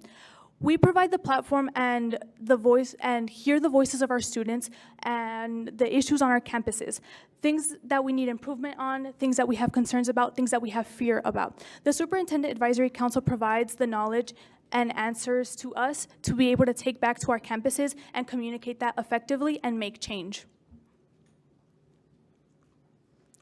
Next, we will be touching on student insight on safety initiatives. All right, so this was one of the first initiatives that we discussed as a council. So once we kind of got our footing, we were introduced to the AWDS system. This was around the time that the pilot was ending with Washington and Maryville. So I actually attended that meeting, so it gave me a little more perspective. But when it was first discussed, some members of the council felt that they were absolutely necessary, while others felt like they were not. We all come from different campuses, and so ranging from where our campus lies in the state, or what the people on our campus look like, or what the climate in the community feels like, the opinions varied and they were shared and they were valued. And at the end of the day, lots of perspective was shared from different campuses, but eventually we reached an overall understanding of their function and importance. So it's not necessarily about we made a choice and we all thought the same thing, but we were able to go back onto our campuses when they were implemented and have kind of a better understanding of why and how they work and how we can help our peers adjust. And then with that, adapting to the new systems. As systems were implemented on campuses, council members use their perspective to help peers understand why we're there and how to adjust better to them. And that ranges not only from our peers, but to our teachers and to our staff members. Like, I know my teachers were very accepting, but being able to be like, yeah, there was a lot of thought that went into this. I know everybody's late. I know it sucks. Just being able to be that kind of spreading of just like calm on your campus is hopeful.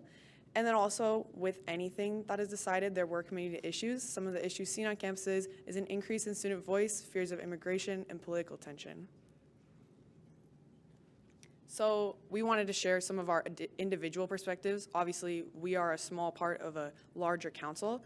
And so just to kind of give you some real examples in a conversation of a lot of broads, giving the perspective. So on Camelback's campus, when, first day of school, there's metal detectors at our entrances. Whoa.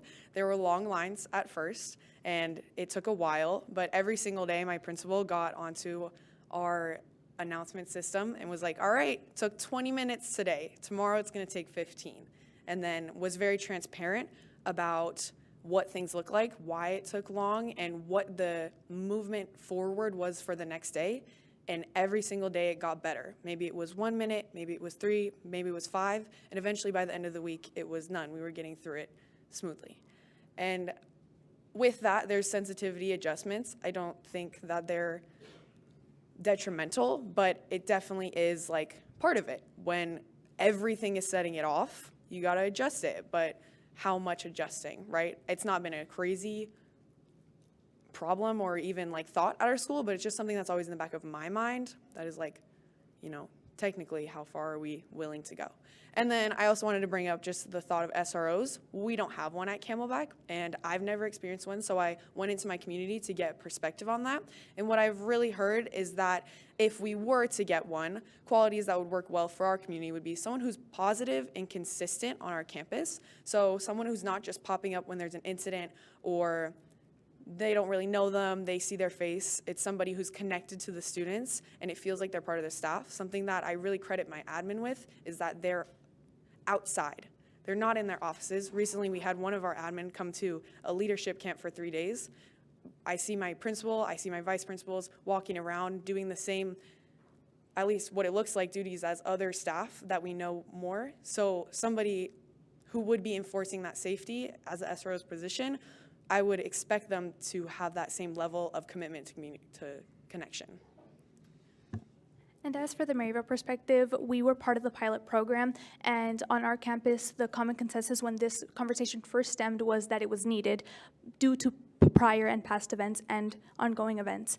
But when we did have them instilled into our campuses, the communication was very clear on how they would work, what they would do amongst students, admin, staff, and parents. Our students adapted very quickly. Like Davey mentioned, there was issues with long lines at the beginning, but by the end of that week, they had quickly resolved themselves. Our students are very, very adaptive, and we're pretty proud of that. Our security teams were very, very well trained and were taking the utmost precaution to this day.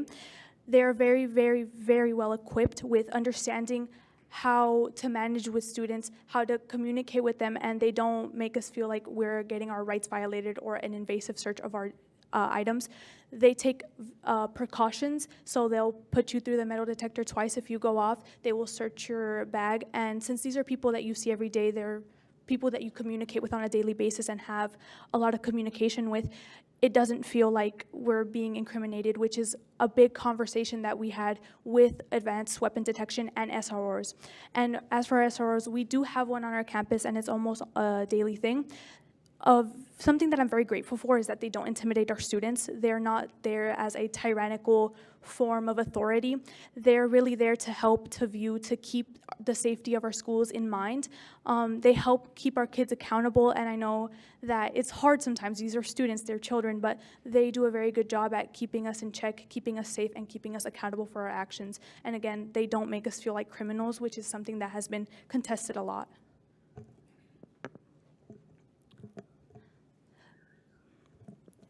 Our next point is going to be our perspective on cell phone usage and its impact on learning.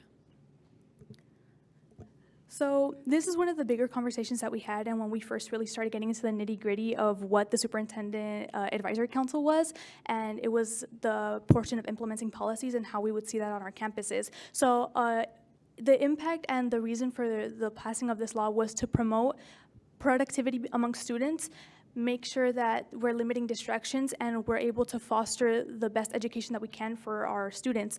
And we also try to aim these policies to be non-invasive, student mindful, and some of the changes in student interactions that we noticed were a very, very noticeable shift in how they communicate with each other, how they're able to ask questions, how they're able to fully engage with the spaces around them, far beyond what just is the content that's being presented to them. Their social abilities have improved so much, and I currently take a health class as a senior because I didn't get to take it as a freshman, and at the beginning of the year you really noticed that these students were struggling to communicate, struggling to ask questions, struggling to understand the curriculum that was being presented to them. As soon as you remove these distractions, they're able to communicate with one another, they're able to look at people's faces, people's eyes, and that makes a whirlwind of difference. The influence that it has on our school and our campuses, and you see that outreach to the community, is the culture that is fostered because people are now talking. They're being able to communicate with each other on a very personal level. They're able to ask for help. They're able to overcome issues, and they're truly, truly able to communicate with one another.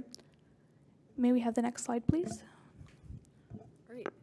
So some individual perspective on this one. So at Camelback, I feel like there's just overall better engagement in classes. I've always found it really important to, when you're in that first and second hour and teacher's asking a question and nobody's answering, to be that person that answers the question. But, you know, teacher gets tired of calling the same person every single day. And since the phones have gone away, it's been a lot less of me and a lot less of my classmates answering questions, which has been great. And stronger connection to peers. I was thinking about it today that every single class that I have, I genuinely enjoy the people that I sit with. And they are like an integral part of not only my learning, but like my senior year experience. And so I think because our phones are away and we're not like in our devices at every break or every pause in the teacher speaking, it's like, in those moments, instead of checking our phone, we're like talking about what's going on. And so it's making my experience better. My biggest thing is unity leads to acceptance. So unity among standards leads to the acceptance of the students. If in every single class, it's you bring your phone out, this happens. You do it again, this happens. And that goes from my first to my second to my third to my fourth to my seventh to my eighth and in advisory. That's so much easier for students to accept and like not try to find loopholes in than if in my first hour I put it in the pocket and then my second hour I just have to put it in my backpack, because that leads to finding loopholes because second hour teacher doesn't make me put it in the pocket. And so when we have unity among our staff and among our admin and among our standards, then we can have the acceptance of the people who are experiencing it, and so that they can commit to the process that is ultimately trying to help them. And then the biggest thing is that the biggest problem is that it's just hard to implement an advisory and electives. As a senior, I have advisory, and sometimes, you know what, I don't really got much going on, and I want to pull up my phone because I don't got much going on. And I see that like hard on a teacher's perspective because their student doesn't have much going on. It's kind of like, let them do what they want to do, but it's like, we got to uphold that standard. And then same in electives. I run my student council class as student body president, and so, you know what, like sometimes we're planning a dance and we need to use Pinterest for inspiration, but it's blocked on school computers, so I can't tell them use your computer, so we got to use our phones.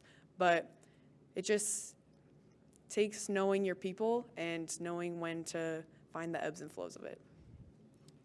As for the Maryville perspective, the implementation was very direct but very easy. There was no sugarcoating it, there's no phones in class, and while there are some classes where they're less lenient or they're less observant, around the campus it's pretty well known that kids just don't want to use their phones anymore. They're more interested in communicating with one another. And another big concern that students had and parents had as well is that when things go down, will my child be able to have their phone? And luckily, in my perspective and the perspective of many that I've talked to, teachers are very understanding. We've had situations on our campuses where we were scared, we were worried, we didn't know what was going on. And one conversation I never heard was that a student could not access their phone. Teachers became very, very understanding, and with just a simple, hey, like, I gotta step out, I gotta take this, it works. It allows the students to feel equal and not like they're being taken over or getting a scolding. It also improved communication, as we before mentioned, and it's something that we drive the point to very much so because it is a night and day difference on how students interact with teachers, with other students, and it's something really beautiful to see. Kids are encouraged to participate in more class discussions and in also more club and extracurricular activities. Kids are more keen and are ready to listen to the performing arts events that are very crucial to our campuses. They're very keen on going and seeing their friends do a speech and debate. They're more connected in the community because of it. Great. Our next topic is managing budget reductions amidst declining enrollment and societal changes. So we're going to overview the current budgetary challenges and the enrollment decline. Declining in student enrollment has been a very, very big issue and is why we're seeing these very tragic rifts that have gone on. The student numbers are decreasing. There's no outshining that, and that happens to schools and districts all across America and Arizona. And it affects overall institutional planning and resource allocation. Schools are funded by federal taxes and by local property taxes, which means, in very plain English, the less students in our seats, the less funding for our schools. So the budget reduction impacts consist of budget cuts are reducing available resources, threatening programs to the community and the quality of our education. This funding is used for everything that you can imagine, from paying staff, educational programs, safety programs, and all the way up to maintenance. We rely on these funds to have our schools moving and working. There are many fears with these cuts, and these cuts are affecting our students greatly. When we're sitting here and talking about all the issues that go on with these cuts, we have to go back and see what are the causes of these cuts. And it's external pressures that we discussed at the board meetings, but you can also see just walking around your neighborhood. External factors are things like low birth rates. As silly as it sounds, it is a big impact. If there's no kids to put in your schools, there's no need for those seats. There's no need for those schools. Gentrification and increase in property tax is another big one and a very, very big political topic for some. But for some, it's the reality where they just can't afford to live in these neighborhoods. And people come into these neighborhoods, put in new things, and drive the cost up, where students can't access these schools anymore. They can't live here anymore, leading us to not have kids in our schools. There's also a very, very big issue that has gone on in these recent coming years is the fear and discrimination against some of our students and the feeling of isolation. When we start talking about cutting DEI, when we start talking about immigration policies to our students, it almost feels like a disconnection that people don't understand or don't know their demographic. it is very hurtful to sit there and see refugees. It's very hurtful to see people who are products of immigrant families get torn apart, and this causes people to not want to go to school. It causes parents to not want to send their children to school. And the cuts to DEI make children feel isolated, alone, and not cared for, and that's the simple truth. Another issue that we're seeing is the rise in private education and the defunding of the Department of Education. Those factors lead to fear, confusion, and there's so much push for children to pick private education that they forget the value and the love that public school can offer them. And we're happy that things like this can show how great public education can be. All right, so when we had the conversation in our council about this topic, we started by identifying what is valued. We started with some good. And so students identified key programs and services that significantly contribute to their campus experience, keeping quality access to education and student resources, and specifically touching on safety programs as a top priority. So talking about what makes your school great. That looks different for every single school, but it's equally valued at every single school and should remain valued. Then we talked about a little bit of the flip side of that. All right, what maybe do we notice is not so impactful? Something that was spoken on was cutting positions at districts. And obviously I don't work at districts, so I hope that that was, for the people that were in that room, was an introspective thought. Then we kind of shifted back to some more positive. Instead of just accepting, all right, enrollment's down, we're just gonna roll with that. Maybe trying to do a push for enrollment boosting events, things like PXU Expo and individual school recruitment. Maybe there's more, maybe they look different. Maybe they have some research strategies that will hopefully help bring people in, but trying to work with something that you can maybe try to control, which is your event that you put out, and then maybe that'll work. You never know, but that's something you came up with. So next we'll be talking about advisory council roles, responsibilities, and next steps. So what do? I want to leave you with our purpose, which is direct access to making positive change. We get FaceTime with the superintendent and her team, and also occasionally board members. And I cannot stress how important it is to keep that FaceTime, because serving on this council is an honor. And engaging in meaningful dialogue and positive contributions to this district is the purpose. I think that attending the meetings is incredibly important, and listening and taking notes, but what's more important is staying for however many minutes after and talking to whichever team member or board member that oversees the thing that you think needs to be fixed. I know myself, I've been escorted out a little nudge, nudge, you've been here for a while, because I love to, I hear my teacher talking about, oh, I'm really struggling to grade. I've got a lot of parts in my grade book. So I go to the person who built the grade book and oversees the grade book, and I have a conversation. I'm not trying to change their mind. I'm not trying to make them believe what I believe. I'm just trying to hear, why'd you make that decision? And then I go back to my campus and I go back to my English class and I tell my teacher, this is what they said, this is their perspective. And so that they can have a little bit more empathy and perspective for each other and hopefully come to a consensus eventually. And so that's why we're here. Likewise, it's our responsibility to not only share our voice, but be a voice for our entire campus. So I'm myself, I come from my home, I have my thoughts, but when I'm sitting in that room and I'm here, I'm Camelback, and I speak for Camelback, and I think about, not myself, but I think about the murmurs that I hear in my classroom and my teachers.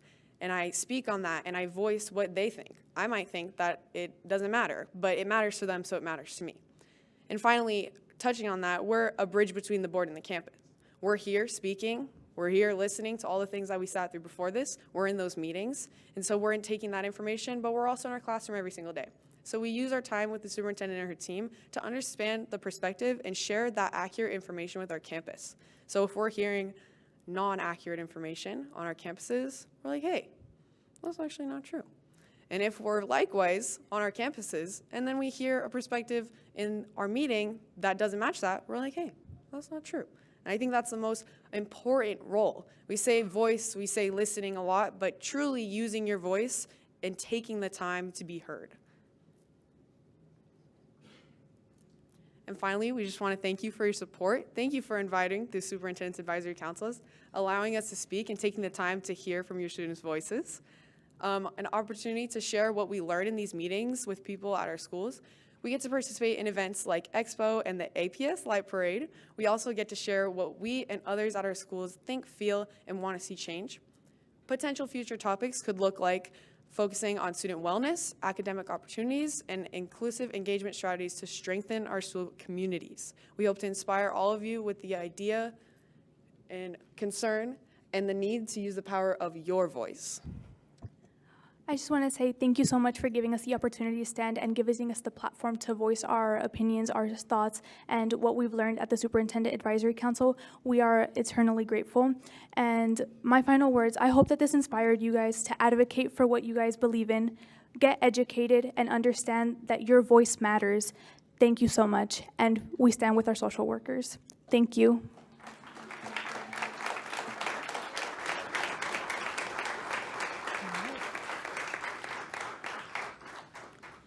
Thank you.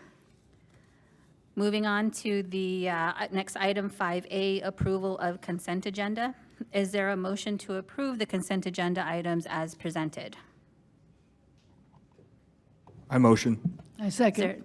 Okay, a motion to approve the consent agenda as presented has been made by Board Member Pastor Rivera and seconded by Board Member Cross. Is there any discussion?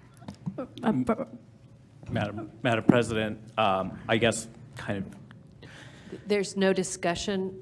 Do you want to pull an agenda item? So the whole purpose of the consent agenda is there's no discussion on the individual items? You don't want to pull an item, okay. Board Member Meyer.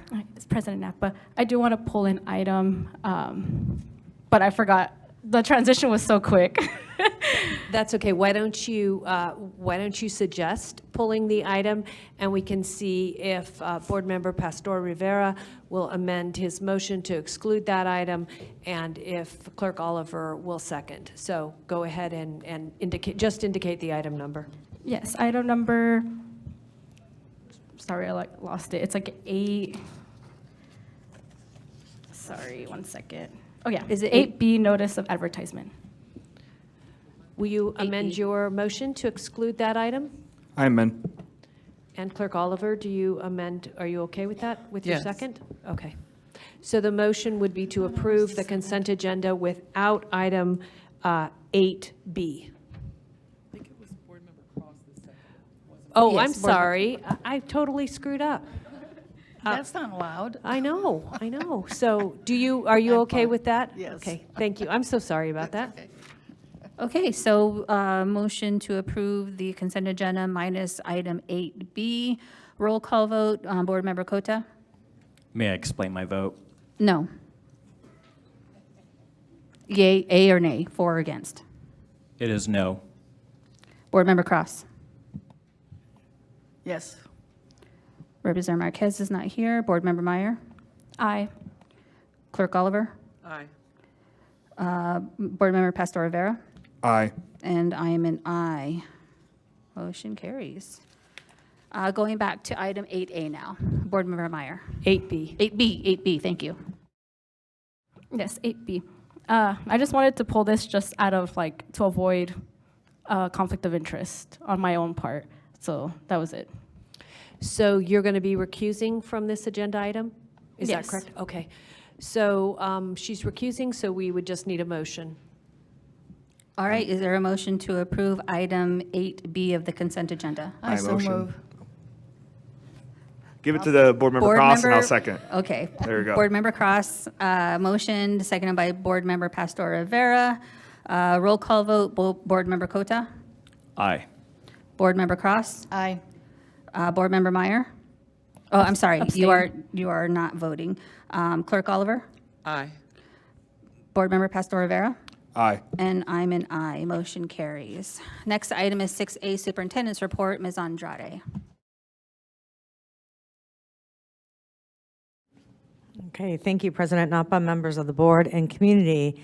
Good evening, and I'm excited to start my presentation this evening with our freshman on-track rates. This is the first year as a district we have broken into the 80s. We're up 6%, with 81% of our ninth graders now on track to graduate. This is a first for Phoenix Union. I want to shout out the top 3 performing schools. Metro Tech with 94% of their freshmen on track. Maryville with 92% of their freshmen on track, and Camelback with 88% of their freshmen on track. Job, guys. And all other schools had improvement, which means the vast majority of our freshmen are positioned for success. Obviously, the research does show that on-track freshmen are less likely to drop out.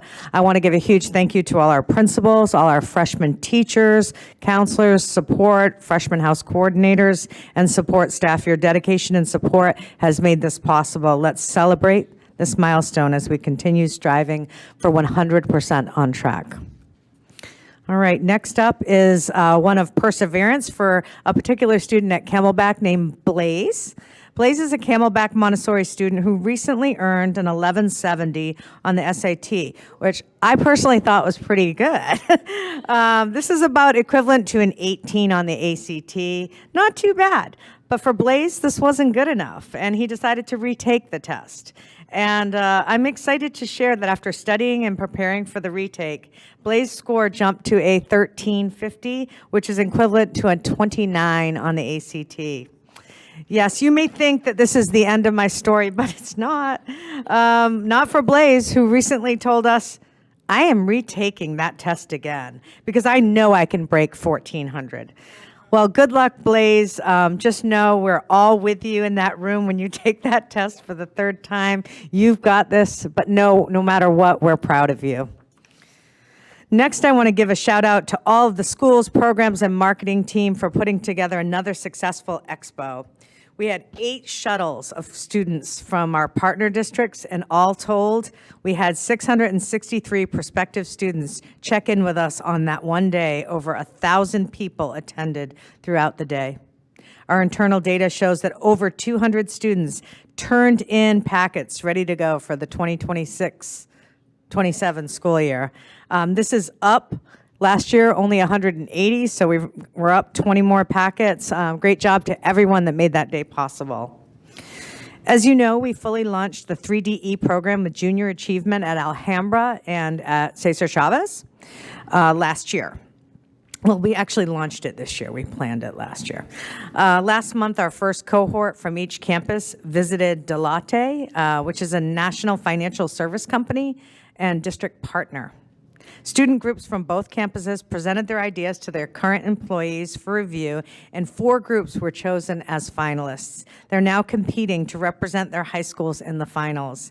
Good luck to all involved, and I can't wait to share which school brings home the crown. For our next story, I want to congratulate Carl Hayden Community School librarian Bianca Valencia for winning the Arizona Librarian Association Service Award for outstanding service in K-12 libraries. This honor recognizes librarians who provide exceptional support and service to students and staff. Ms. Valencia is celebrated as a dedicated and inspiring advocate for her community. Congratulations. Our next update is FAFSA. As you remember, last year we beat our goal of 40% completion by 6%. Now this year we set our goal for 48%, and I'm excited to share that we already have 5 campuses over 50%, including the #1 school in all of Arizona, Wilson College Prep. That is already at 100% of their eligible students have completed their FAFSA. In recognition of this incredible work, Ms. Lauren Harrell, our post-secondary articulation specialist, was recently recognized by the Arizona Board of Regents, getting a shout out at the Valley Suns G League basketball game. This Saturday, we're inviting all seniors and their parents to visit Metro Tech High School for FAFSA and flapjacks. All students who complete their FAFSA get free pancakes. Great job, everyone, and let's beat our district goal of 48%. Tonight, we recognize our first $1 million scholars. Karen Estrada Mujica from Cesar Chavez High School, Jada Isom from Betty Fairfax High School, and Joseph Para Miguel from Phoenix Coding Academy. Each has earned over $1 million in scholarships. Karen will study accounting at the University of Texas at Austin. Jada will attend California State University, Northridge, for marine biology and engineering, and Joseph will pursue accounting at Arizona State University. Congratulations on this remarkable achievement. Next, we have 3 Trevor Brown high school students that received top honors in the Arizona Short Story Contest, hosted by Arizona and New Mexico Education Office of the Spanish Embassy. Mauro Martinez Garcia won first place. Nicole Carrasco Arce took second, and Juan Orentia Yamos placed third, meaning all 3 top spots were awarded to Trevor Brown students. Way to go, Bruins. Our next story is about the Upward and Onward program. Recently, the DT Phoenix Community Resource Hub had a ribbon cutting for their brand new space in downtown Phoenix. As an integral partner, Upward and Onward students in Phoenix Union are able to learn real-world skills by partnering with local professionals. It was a beautiful experience for our students to participate in it, where they felt truly like business partners, kicking off the next generation of youth in this beautiful space. Congratulations to all who attended. Recently, AZ Family was highlighted PXU students, including Metro Tech High School, where Copper State Credit Union has opened a branch.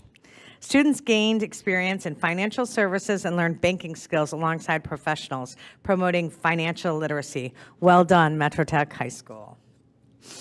This next story is a lot of fun as we congratulate Miss Indian 2025 outgoing Princess Yaretsi Ortega from Central High School. She's a junior and a member of the Gila River Indian community. Our Miss Indian PXU 25-26 first attendant is Jada Holmes from Franklin Fire and Police High School. She is a senior from the Tono O'odham Nation. And for our winner and our next Miss Indian 25-26 is Caitlin Coleman from Alhambra High School, a senior and a member of Navajo Nation. I want to congratulations to all those who competed, and I can't wait to congratulate Caitlin in person the next time I'm at Alhambra High School. Our next story you heard already from our code students, where Principal James Williams recently welcomed leaders from the GRIC community to learn more about the school and address the underrepresentation of Native American students at the Code Academy. This visit helps build a partnership with Gila River Indian community, supporting their goal of providing Native American students with pathways in computer science. Great job, Mr. Williams. We look forward to seeing this partnership grow. To other principals, I look forward to sharing your innovative solutions to our enrollment challenges for your school. This, principals, is your official challenge. Bioscience High School, we competed in the Makers for Change Challenge. It's probably one of my favorites. An engineering competition with 100 Arizona schools. They're charged with designing a toy or a device for Levi, a child with cerebral palsy. The team created at Bioscience a 3D printed basketball launch game, which was inspired by the Hungry Hippos game. For those of you old enough to remember that. They won Levi's Choice Award, and it was selected by Levi himself. I just want to congratulate Bioscience for this tremendous award. Great job. Safe House, a local nonprofit, supports refugee voices and hosts an annual student essay contest. This year, 2 students received top honors, with Alhambra High School alum Joseph Golemby winning first place for his essay, My Last Day in My Home Country.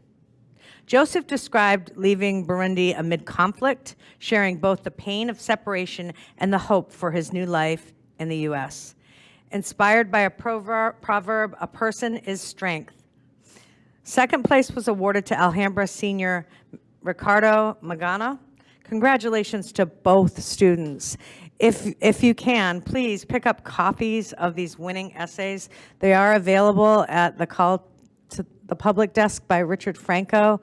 Honestly, I read both of them. They're short, they're brief, but they're powerful, and I would love for you all to just grab a copy on your way out. Our next story is someone who we hoped would attend in person this evening, but, you know, daughter's 20th birthday must come first, so we're going to give her a pass.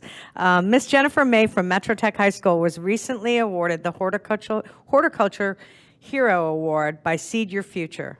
And anyone that knows Miss May No, she runs an extremely successful flower shop and business operation at Metro High School, where she teaches her students not just flowers, but how to run a business. I'm so proud of her. Congratulations. We hope you're having fun with your daughter. Well done, Miss May. On November 18th, we celebrated our educational support professionals for National ESP Day. This day gives all of us the opportunity to pause and reflect on the incredible work of our ESPs to make sure our schools operate and our students have everything they need to succeed. Each campus and the district office celebrated their ESPs with lunch or some type of social gathering or even a small gift. What is important is that we pause and say thank you from the bottom of our hearts to our ESPs. Another annual tradition in November is our employee milestone reception. This year's event was held at Metro Tech High School, where students from the incredible culinary program served beverages, finger foods, and honored employees. This event is a fun opportunity to come together and celebrate longevity and dedicated service in our schools in 5-year increments. Traditionally, we've had a few that have reached maybe 35 years of milestones, or maybe 1 or 2 with 40 years of service. But this year, we celebrated Miss Jean Kilker from Maryville High School for 50 years of service in Phoenix Union. I want to thank all our employees for their dedicated service to our children. Congratulations on meeting your milestones. And I want to especially thank the board members, Mr. Cota, Ms. Cross, and Mr. Pastor Rivera for joining me and honoring our staff. On Tuesday, I attended the Phoenix Union Sports Hall of Fame at Chase Field. It was an honor to celebrate our new inductees and recognize Phoenix Union's rich athletic legacy. It was a truly special event, seeing and hearing from some of the best to ever compete at the high school level. And I believe even our own Esteban Flemons was recognized. Got a high school picture of him in the program as a swimmer, a top swimmer. Who knew? But I want to give a huge shout out and thank you to Mr. Brian Fair and his team for leading this important work, and congratulations to all that were honored. And tonight I'm closing my report with the upcoming APS Light Parade this Saturday at 7 p.m. In addition to the Phoenix Coding Academy and the Bioscience having their own unique floats, 19 members of the Phoenix Union Superintendent Advisory Council will join myself and a few governing board members, along with Councilwoman Laura Pastor's District 4 and a Phoenix Union float. So if you're watching on TV or a member of the 300,000 or so people who attend the parade, you'll see our students walking alongside the float. Some of them will be on the float. They can't all fit on the float. But they're going to be carrying signs that represent their future aspirations. So maybe future teacher, future firefighter, future attorney, future doctor, or whatever hopeful career path they may be. And what a powerful message to send the community that we are stronger together and we show the entire city of Phoenix. Phoenix Union's success leads to a successful city and state. Also want to thank our voters for passing our M&O override and district additional assistance, and that will be displayed on the float as well. And with that, I will see you this Saturday, and I will turn it back over to President Napa. Thank you. The next item is 7B, Progress Monitoring Calendar and Interim Goals with Potential Action. Ms. Tellis.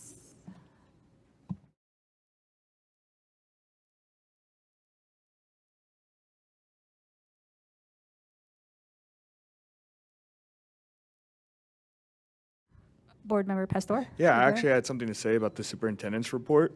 I specifically want to thank Richard Franco and all those who made the Phoenix Union Expo possible. I had the unique opportunity of not only going as a governing board member, but as an 8th grade educator. So I got to take many of my 8th grade students where they had the opportunity to meet the superintendent and a few of my colleagues on the board. So thank you very much for introducing yourselves to my students. And to Principal Johnston, Shields, Williams, Jimenez, Wright, and Aragon, I believe you guys are about to get a whole bunch of Garfield Grizzlies. So there you guys go. Well, thank you, President Napa, and good evening, board members and our Phoenix Union community. Tonight, we're pleased to bring you an update on our continued work to implement the student-focused outcome governance framework. Specifically, we're going to be sharing proposed interim goals for our English language learning students. We continue to work on our progress monitoring calendars. We know that this will serve as a template for future years. As we begin, you're going to notice that this month's presentation follows a similar format to our October board, where we worked on goals 2 and 3 and the interim goals. And as we transition here, we'd like to take just a couple of minutes to remind the public about the goals that were adopted earlier this fall. On the slide, you'll see goals 1 and 2. You will remember that we addressed goals 2 and 3 related to reading and mathematics in October in the interim goals. And we anticipate that we will be able to bring interim goals around goal 1 for CCRI in January. Tonight, we're going to be focusing on goal 4, again, proficiency for our language learning students. As we transition to talk about those interim goals, for potential adoption this evening, I'd like to talk a little bit about the work we've done with our stakeholders in preparation. Stakeholder input sessions included something with all of our instructional leaders, with all of our content areas represented. We've also worked with our site leaders, our principals, our APLs, multiple staff members within the teaching and learning division. And as we began to prepare to finalize those goals, we met again specifically with our English language instructional leaders to get additional feedback, and that feedback is reflected in our goals this evening. Now, in those sessions, what we did is we talked about what data points we had available, and more specifically, what data sets would really help us best monitor student learning and instruction for our EL students. You're going to hear more about some of the benchmark tool for our EL students. It's called Flashlight 360. You might remember we talked about the NWEA for reading and math. This is the equivalent in the EL world. So as we take a look at this goal, just a quick reminder that the state removes some of our students from the letter grades that we reported on last month. So for example, if a student hasn't been enrolled for the full school year. Under your leadership board, we agreed that we were going to focus on all of our students, regardless of how long they'd been with us. As you recall from our work around the goals that were adopted this year, we have measures built out for 3 to 5 years. You'll see those here on this next slide. And as a reminder, as you continue to work towards the adoption of goals this spring, these are the benchmarks that we're recommending. To help remind you, the proficiency levels, they're there on the far left-hand side in the categories. Next, you'll see where we were in 2025, and then circled, you'll see where we hope to get to this current school year. So as we shift our focus on how we're going to get there with the interim goals that we're proposing, you're going to hear more about how we're going to monitor our guaranteed and viable curriculum, the instructional strategies, what are students doing in classroom, and more about that Flashlight 360, which is the equivalent of our NWEA. And with that, I will turn it over to Mr. Camp. Thank you, Ms. Tejas. Good evening, President Napa, governing board members, Superintendent Andrade, and the Phoenix Union community. I'm excited to bring to you these 3 interim goals this evening for our board-adopted goal number 4 for English learners. I will be unpacking each of these interim goals a little bit in just a moment, but let's start with the interim goal 4.1. This focuses, of the 3 interim goals, this is the one that focuses on a formative assessment or benchmark assessments for our students. And so it reads, by June of 2026, 60% of EL students in a targeted ELD course will show measurable growth on the Flashlight 360 assessment tool from fall to spring. Ms. Tejas mentioned that the Flashlight 360 assessment tool is similar to NWA, and it is in the essence that the Flashlight 360 tool is embedded in our EL curriculum and part of a formative assessment tool for those classes. The interim goal 4.2 actually it reads as May of 2026, 85% of all targeted ELD classrooms are consistently implementing research-based English language development instructional routines as measured by weekly classroom walkthroughs. And those targeted ELD classrooms are what Ms. Tejas mentioned earlier of those proficiency levels, our pre-emergent, emergent block, our basic block, and our intermediate block. Those are the actual targeted classrooms.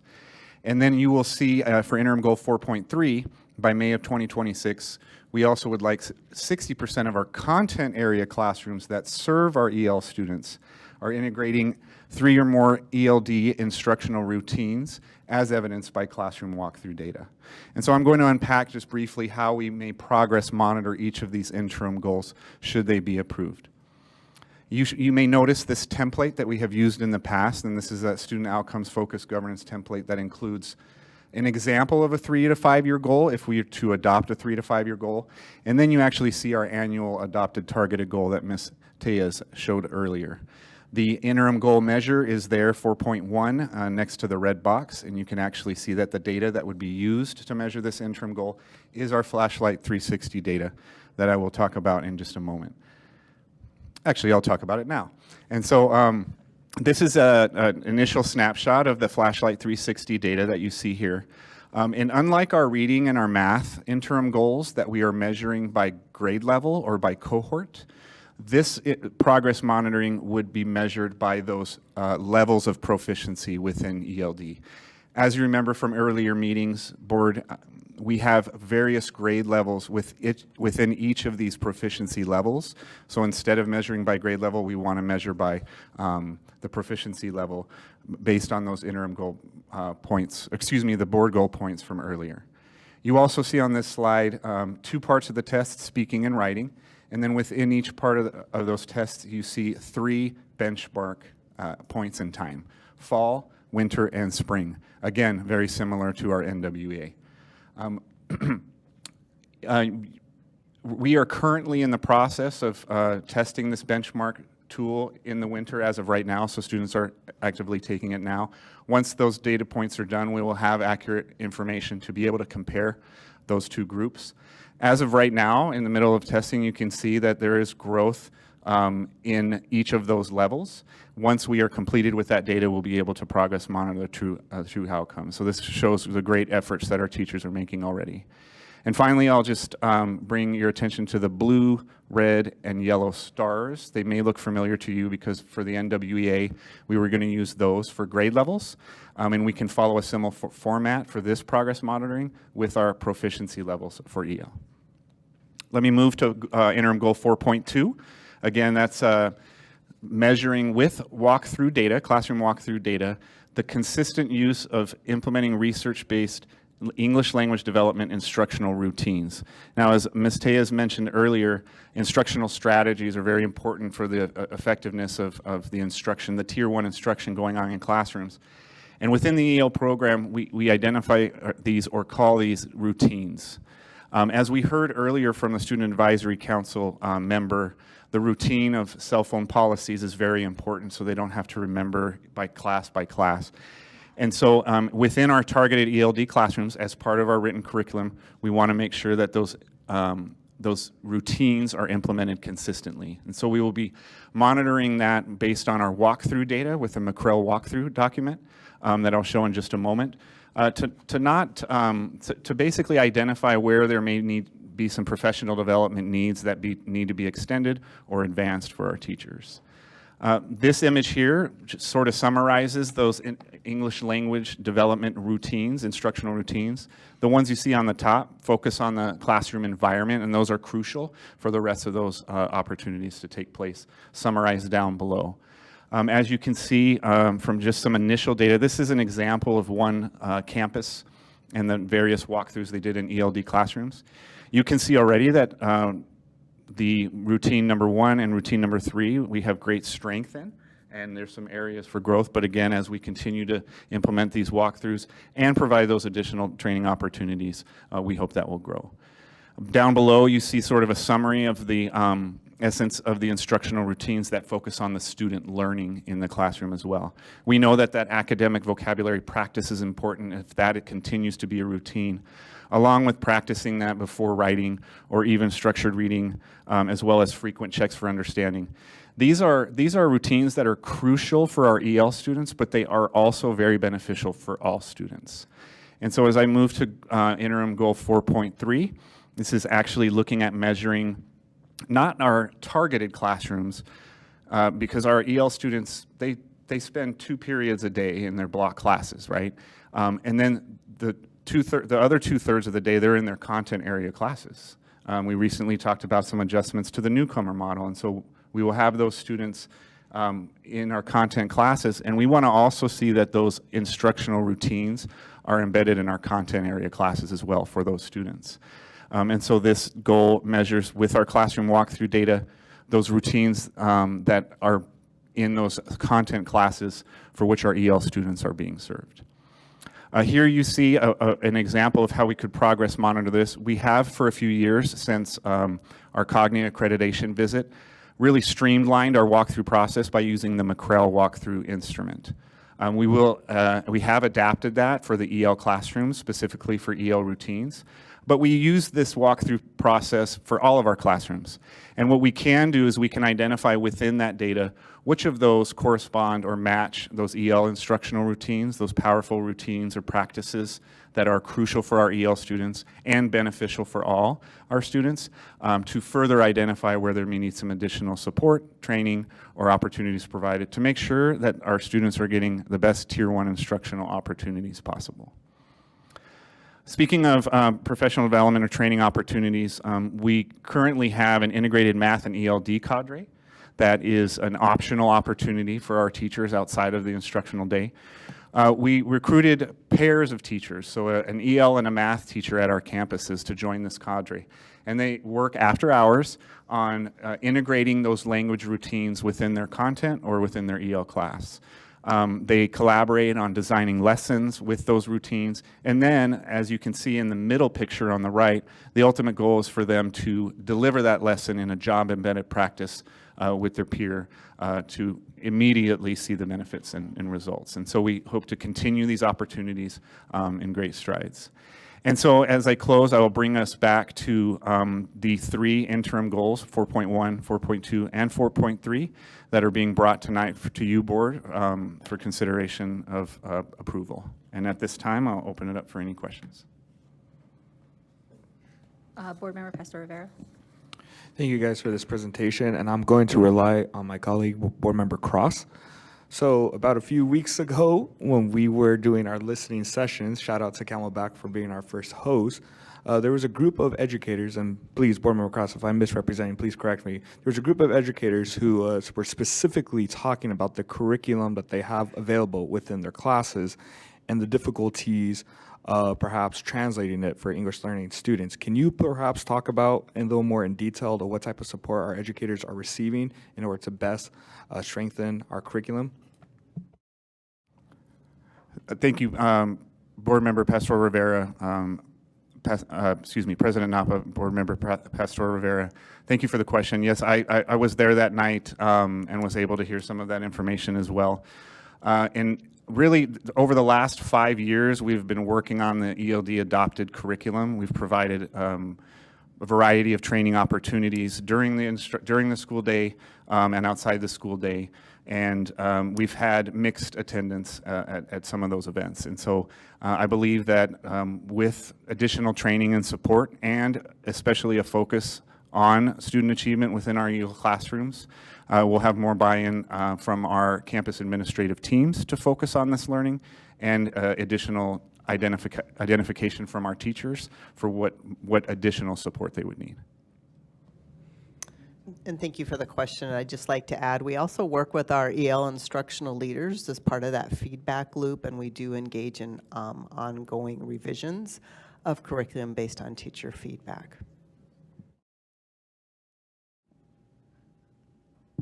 You done? Okay. I see Board Member Cota, and then Board Member Meyer, and then Board Member Cross. Madam President, Superintendent, I do appreciate this information. My only concern with just in the goals in general are that, you know, my job as a board member isn't to micromanage the classroom, and that's what this looks like at the end of the day. And that's where I really have some concerns. Like, I don't think we need administrators given a check mark on a teacher if they did the Socratic circle discussion with students in the classroom, and I saw that as the example. That's not the actual policy, but the example that was provided. So I get worried that we're just doing more teaching to the test. We're putting more impediments on the teachers. I really just want teachers to teach and teach well. So I appreciate the information. I do believe we need valuable feedback as a board, but I don't want to be in the business of micromanaging the classroom. That's my concern with these goals. Board Member Meyer. Can I read? I'm sorry, go ahead. Thank you, President Napa, and thank you for your comment, Board Member Cota. If we could go back to the slide for the McRel walkthrough tool. Something that I would like to point out is this is really focused on what students are doing in the classroom. Certainly the teacher's responsible for creating the environment and the activities. But the walkthrough tool is really designed to look at what students are doing as part of the classroom. We do expect our administrators to go in and monitor instruction. That's something that's important to us as a school district. We will certainly work with our campus leaders to address any concerns about micromanagement. But again, the implementation of the curriculum with fidelity is really what's going to move the needle on student achievement. President Napa, Board Member Cota, if I could just add as well, as a process of instructional rounds or classroom walkthroughs are considered informal, they're not a full the full classroom period, and these are not used as a observation method for the teacher. This is used to monitor Tier 1 instruction and make adjustments and supports as needed as a result of the data. So thank you. And just to clarify what that means is it doesn't count for their annual evaluation. Board Member Meyer. I had two questions. One question for regarding the walkthroughs, and then one clarification for Member Cota. I could ask the clarification for Member Cota. Since you mentioned that you didn't want to, I don't know, I'm confused. Like, do you see these goals as like a way to teach to a test? Because in our last board meeting, when we discussed this in October, you like said, I don't know what the exact quote, but you're like, if we are teaching to the test, but then can't seem to teach the test, then like, what are we doing? So I think I just wanted more clarification on your end, like what's your understanding of the goal process? And then I can ask the other questions regarding the walkthrough. Madam President, Superintendent, Board Member Meyer. So I appreciate the question. So I do care about outcomes, but I believe adoption of board goals, because that's what we're doing here, is what it puts us in the monitor progress, and I believe that should actually be done on a campus level, school level, the principal, the person who's actually in the classroom. That gets reported back to us, but I don't know if the board goals as we are being presented are the best way to report that progress back to us as a board. That is my concern. Okay, and then I think I'm sensing like a point of maybe lack of clarity. We already voted on these goals in August, and you voted in favor of them. These are interim goals, so they're mini goals within a larger scope. So I'm confused when you say like board goals in general when you voted in favor of them in August. Madam President, Superintendent, Board Member Meyer, we can simplify goals. So I'm asking for simplification too. So this is a lot of data that's being presented to us as a board. Again, I'm not in the classroom on a day-to-day basis. I'm not the principal. All these campuses are a little bit different. We are trying to do a one-size-fits-all, and that is a concern. I think we should just take a step back and maybe just slow this roll down on adopting these board goals or looking more into it. Okay, that helps clarify my understanding of your understanding of these goals that we've been working on for a year and a half. Okay, so my other question is regarding the classroom walkthroughs. Can you walk me through what a classroom walkthrough looks like? Like, do you call up a teacher and you say, hey, we're going to be stopping by your class? And then, so how does that look like in the day-to-day? President Napa, Board Member Meyer, thank you for the question. I actually really enjoyed this when I was a site administrator. So what it is an opportunity literally to pop in unannounced to see what's occurring in the classroom, and you get to capture some amazing things that students are doing in the classroom. So as an administrator, I might be looking for, does the teacher have a posted objective so the students know what it is that they're working towards? Are the students able to articulate what they're learning and the why behind that? They might be able to tell me about the problem solving that they're doing on something that they're working on in one of their classes. So it really is designed to monitor instruction and also to be able to give the teacher some feedback around what's going really well in their class.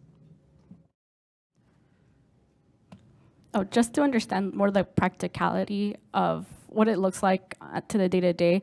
So who would be doing the classroom walkthroughs? Is it you? And like, what does the team of people look like? How many? And then would you do this at all the campuses? I'm just trying to understand like how does it look like on a broader level, so it's a goal that is feasible for us.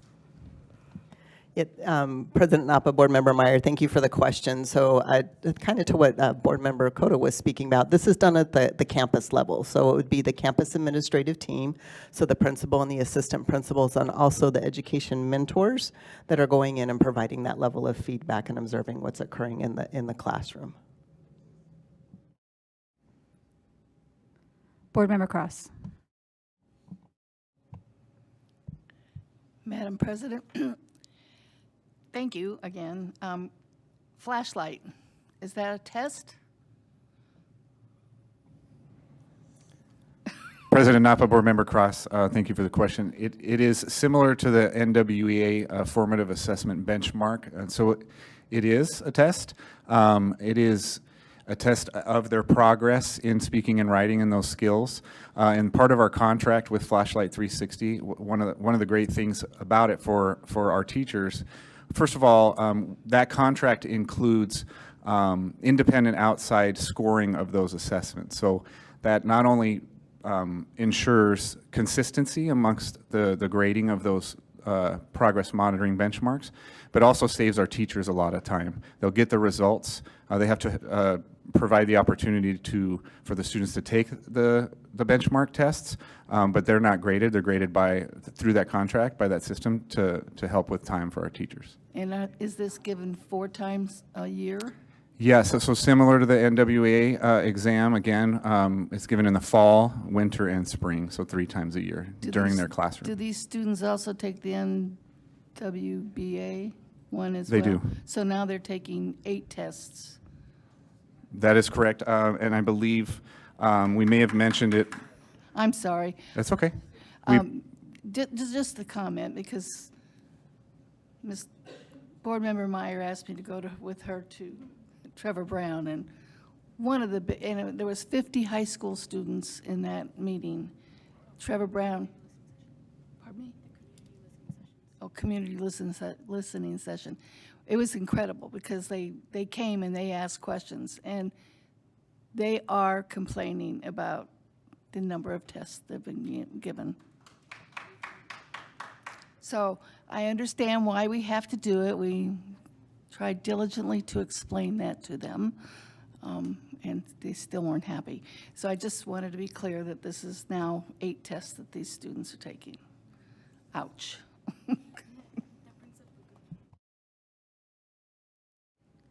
Board Member Meyer. Mr. President Napa, you kind of jogged my memory, Board Member Cross, from that meeting. Looking at this interim goals, I was a little bit hesitant just because I'm thinking like, what is like the quantitative part of this? But now talking to board member, remembering that conversation with the students with Board Member Cross, I remember that students were asking like, instead of testing us, can we look at classroom materials?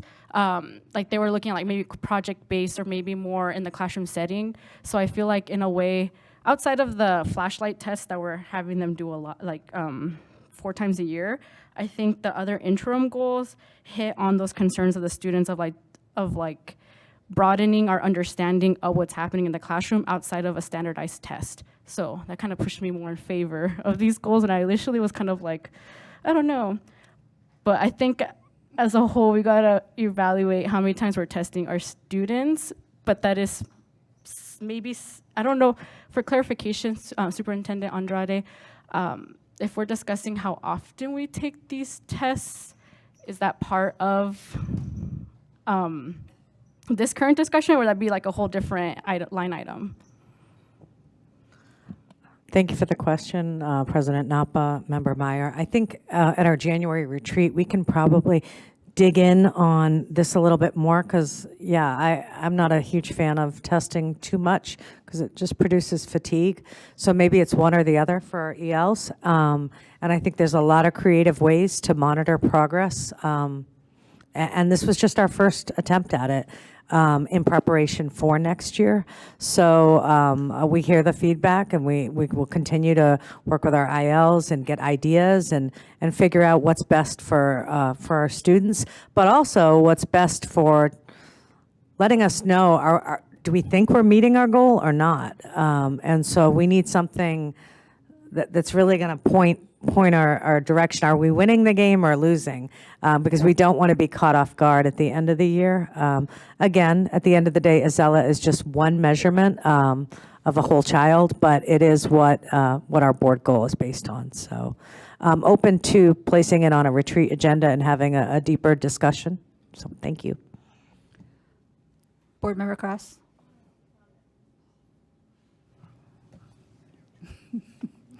And by the way, these are nice.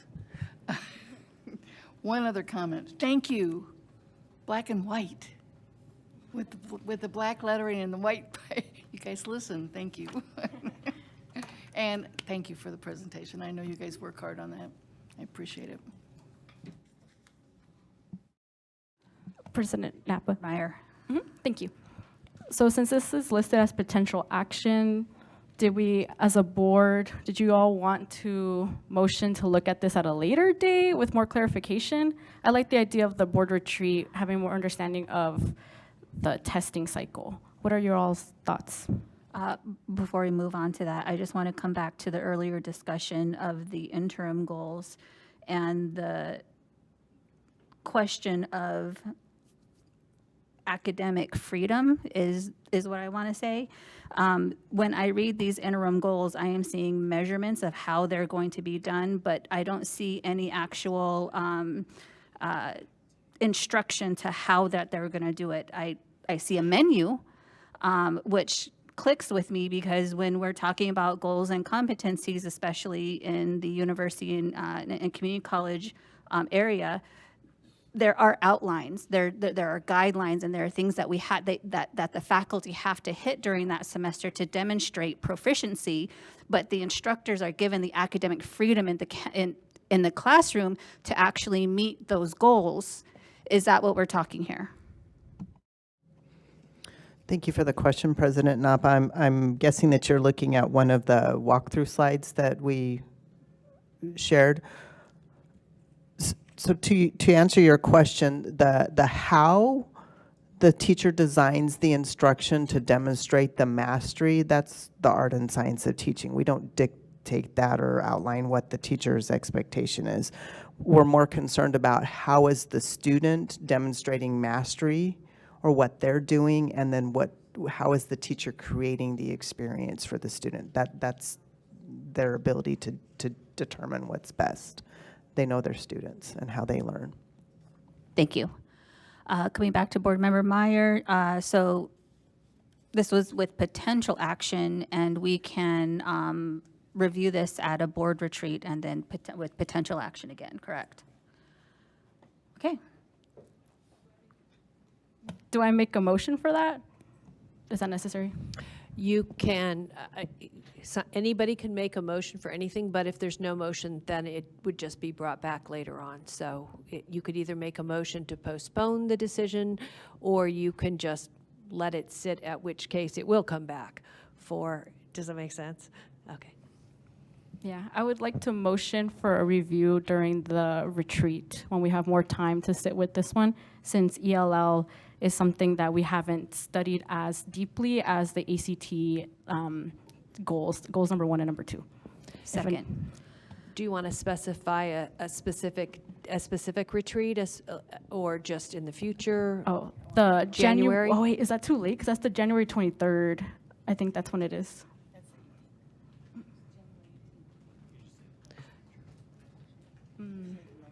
You could just say the January retreat, or as soon as possible. Okay, either the January governing board meeting or the retreat.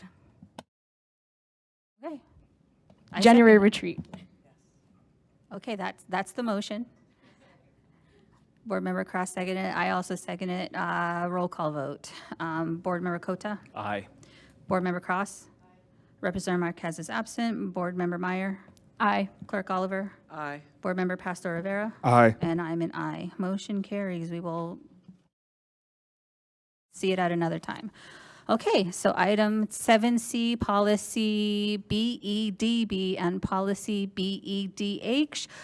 Before we turn this over, I'd like to table this to the next board meeting specifically because Representative Marquez is absent and this is something that he has been focused on and has been working on. Second. All right, so the motion is to table.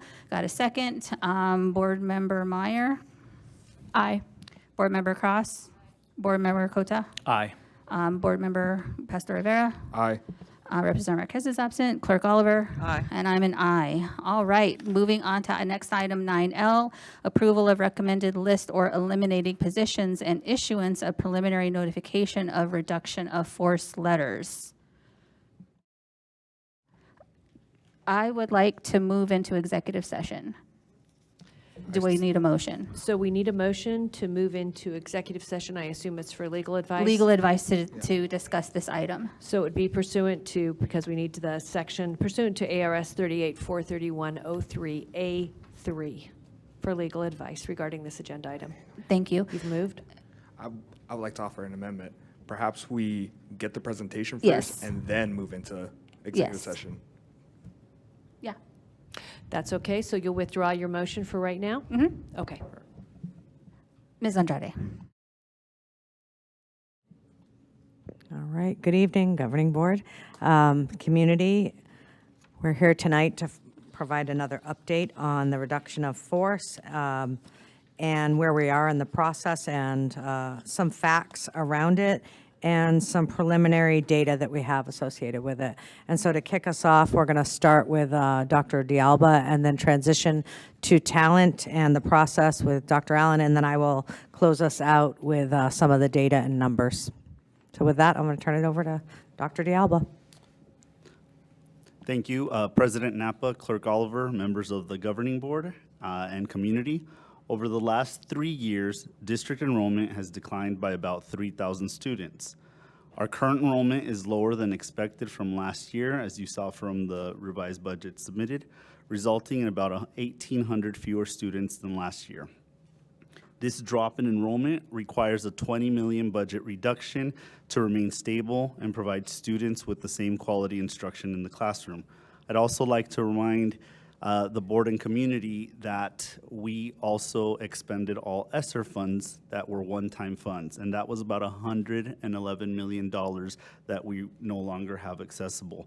With these declines in enrollment also come declines in our federal grants, such as Title I and Title II. So students attending the classroom affects pretty much every funding source we receive. In the last 2 fiscal years, the district has reduced the budget by about $14 million without affecting school sites. These budget reductions focused on district-level budgets, including absorbing position savings, reducing district division budgets, and restructuring the superintendent's executive team. The district is currently working to reduce the budget by about $20 million due to declining enrollment. The first phase of these reductions presented tonight is a total of about $15 million, which includes positions and other budget reductions. Using the Budget Committee recommendations, the district reallocated funding to protect the classroom and continue providing students with quality instruction. As you remember, last March, the board appointed a budget advisory committee comprised of a diverse group of teachers, counselors, administrators, support staff, and local community members.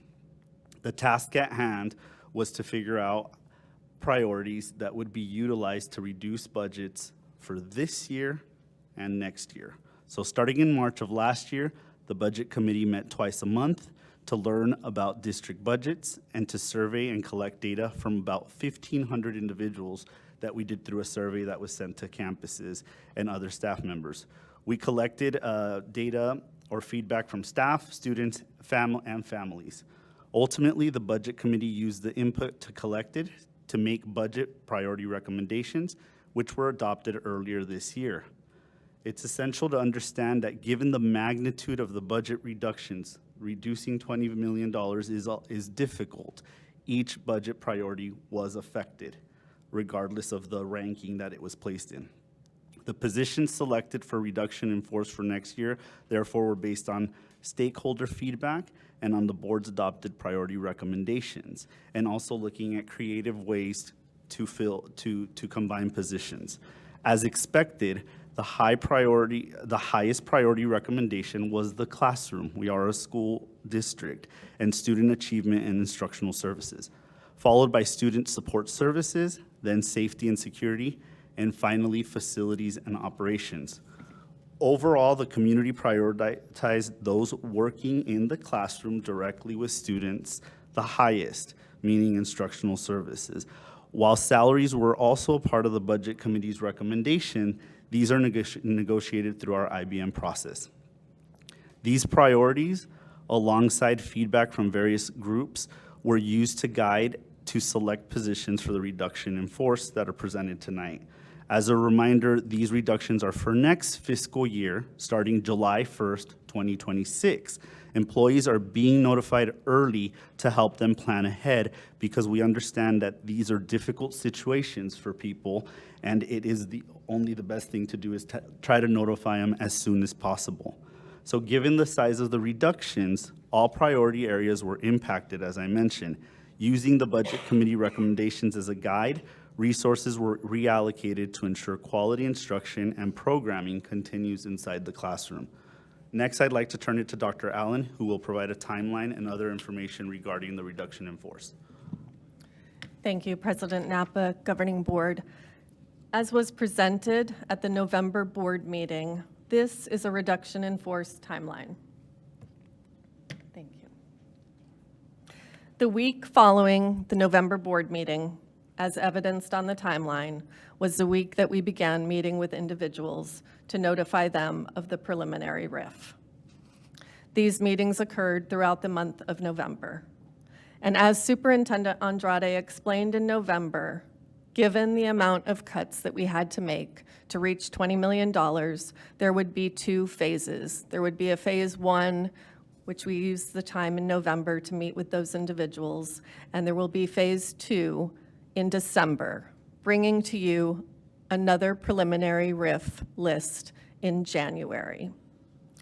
Instead of bringing two groups of names, one group of names in January and then another group of names in February for phase one and phase two respectively, we've decided to bring all names in February with the hopes that as things shift, we've received retirements already, as positions become vacant, as people have expressed interest in certain already vacant positions, that may shift the list of names that we bring to you in February. As you know, the majority of our budget is salary and benefits. And again, given that we had $20 million in reductions for next year, it was impossible to make that mark without touching some of the positions. However, we have and we continue to try to find savings through other ways. These are just a few. We have collaborated with IBN to identify some additional opportunities. You approved last month an early notification for retirement stipend. And yes, while that did cost some money, the intent was again for people who knew they were going to retire this year anyway to give us early notice to open up positions for people who may be on the preliminary RIF notice and to shift some of what is happening with the reduction in force. You also approved a bus driver MOA to increase the salary so that we could reduce our dependence on contracted services, which will thus save us potentially millions of dollars if we don't have to contract services for transportation. It also allows for more PXU jobs at a competitive salary. And through IBN negotiations, we have discussed flat rates for off-contract pay, which again, if implemented, and we hope to bring to you in January, could save us approximately $1.2 million each semester, which would reduce, again, the number of positions that we would have to cut moving forward.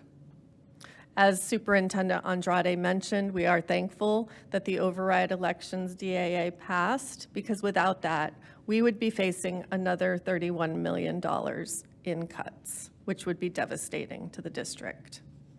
And lastly, I think our students from the advisory council even mentioned this. We know that the only way to stop the reductions in budget or to stabilize is through enrollment. And so we have to continue our marketing efforts, our recruitment efforts. They mentioned Expo. We had over 600 kids come through, 200 registrations and enrollments right there. We have billboards, we do the social media. We have to get creative, and we have to attract more students and families to Phoenix Union. And lastly, Superintendent Andrade presented to you last month that we would bring in December the preliminary RIF list, which you have tonight, of 167 positions. You can see the breakdown in percentages. As Dr. D'Alba said, part of our goal was to keep the reductions in force as far away from the classroom and as closely aligned to the Budget Committee recommendations as possible. So there was a larger percentage of staff from CEE and from DSF as opposed to non-instructional staff at the campuses. Superintendent Andrade will now give a little bit of insight into those campus positions, non-instructional, that are impacted on the preliminary RIF list. Thank you, Dr. Allen. Okay. One of the biggest positions, and perhaps the one that's causing a lot of buzz on our campuses, is around the assistant principal model and shift to a ratio-based. And I wanted to provide a little bit around the why, and then we'll get into another slide around the what that looks like, and how we're going to keep the two a little bit separate. There's the ratios, and then there's the model. And so we'll talk about that in the next slide. But I do want to talk about, and I think it was mentioned earlier, a one-size-fits-all model. And for a long time in Phoenix Union, we were successful in operating that way. Didn't make it equal, or I guess it made it equal, but not equitable. How about that? Can we go back a slide, please? Thank you. And it didn't matter, though, but right now, the enrollment differences from campus to campus are so incredibly different. They've always been a little bit different, Trevor Brown's always been kind of our flagship leader. It used to be Alhambra a long time. It shifts a little bit, but there's always one that's really large, but they get the same resources as even one of our smaller comprehensive campuses. And now it's getting more and more evident. So you have certain parts of our footprint with massively declining enrollment. Not their fault. It's that area. It's what's happening in that area, and it's what's happening in that community. But we can no longer staff it at the one-size-fits-all model. It does not make sense from a ratio perspective. Several districts across the country, even locally, use ratio-based models to determine how many APs they will have. Central is at 1,300 students. Trevor Brown's sitting with 2,600 students. That's double. We cannot give them the exact same resources. And that can't happen forever and ever. We need to develop a system that's nimble, that can add an AP when necessary, and reduce an AP where necessary. I do believe there's a base level that we won't go below. We can't have comprehensive high schools with no assistant principals, and I'm really not comfortable going below 3.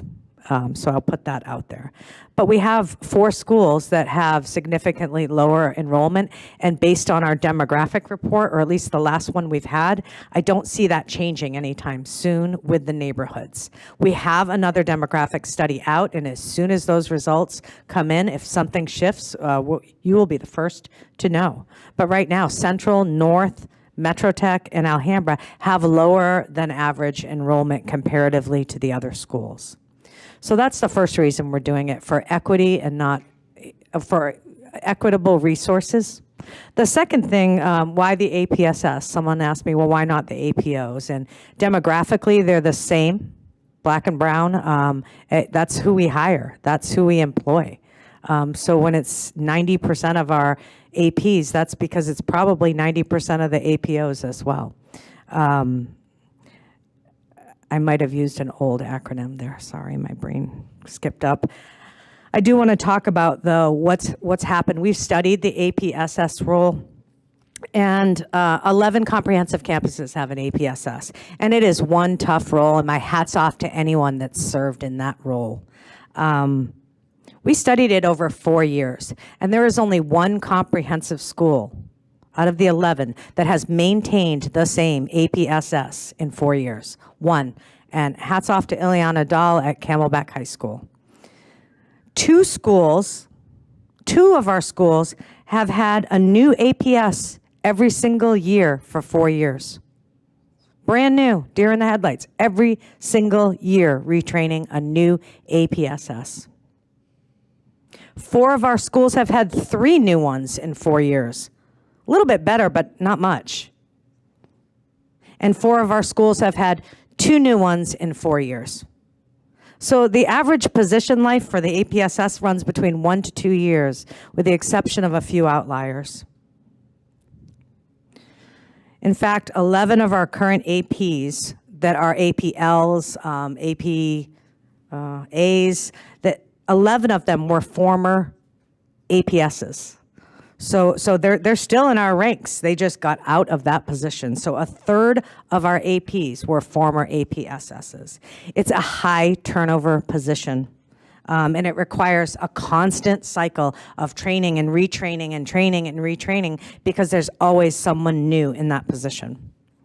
Why is that, you ask? Well, one person managing student discipline or student behavior for an entire comprehensive campus is a lot. It's constant, it's stressful, and it probably burns people out at high rates. So with this shift, another thing, we're going to put principals. They're in charge of safety, instructional leadership, and culture and climate. Those are 3 big ones for principals.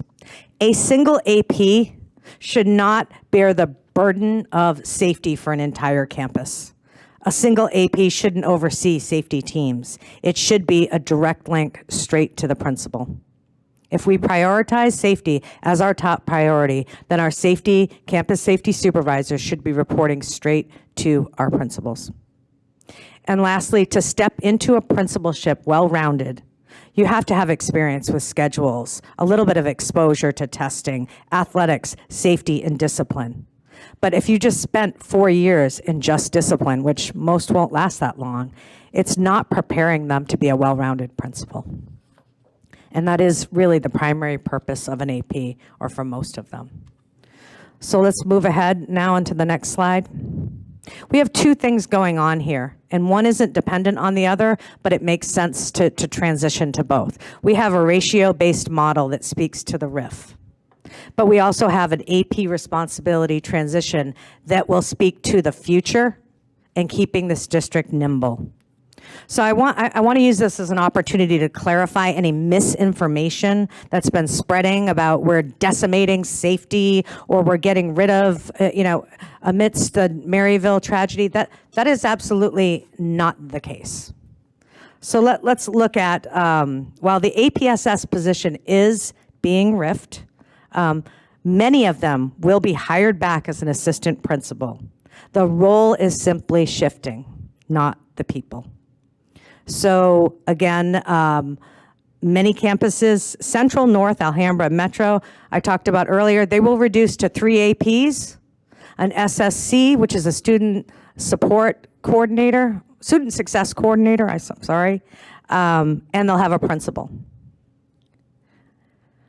All other campuses will maintain 4, just like they have now. Some have 5, and they'll maintain 5, just like they have now. If you have micro schools, we maintain micro school leaders. We're not touching those. So Chavez, Camelback, and Maryville, again, have another adult administrator on that campus as well. And all schools will maintain their student success coordinators, which do low level, making sure interventions happen and support that role. I also want to point out that many school districts use ratio-based APs. I said that earlier because there's vast size differences in schools across districts. It's a common practice. Many districts also share student discipline or student behavior. Just to give you a few examples, Tulsa, Denver, Nashville with the academy model. Each academy principal does their academy discipline. Peoria, Mesa, Scottsdale, Tempe. And I don't know that the research really says one is better than the other. I think they can be both effective. I think it depends on the community, but knowing that our enrollment continues to bob and weave, we may boom on the south side in Levine, we may boom on the west side, and really drop low on the east side. And we need to be able to have a model that adjusts with that for future years. In this model, I propose that safety is overseen by the campus principal. None of the safety teams are impacted. They still all have a campus safety supervisor on every campus. They still have a number 2 or a senior assistant on every campus. They still have a dispatch on every campus and an additional +7 safety assistants. In other words, we still have over 100 safety assistants across Phoenix Union. However, there is one cut or reduction that impacts one administration position at CEE. We are moving from 3 safety directors down to just 2 safety directors. Now, historically, we've always operated with 2 safety directors. But in 25-26, with the departure of Dr. Pierce, a police liaison, we moved up to 3. We also had the rollout of advanced weapon detection system, but again, through the RIF process, we knew that we could survive back down with 2.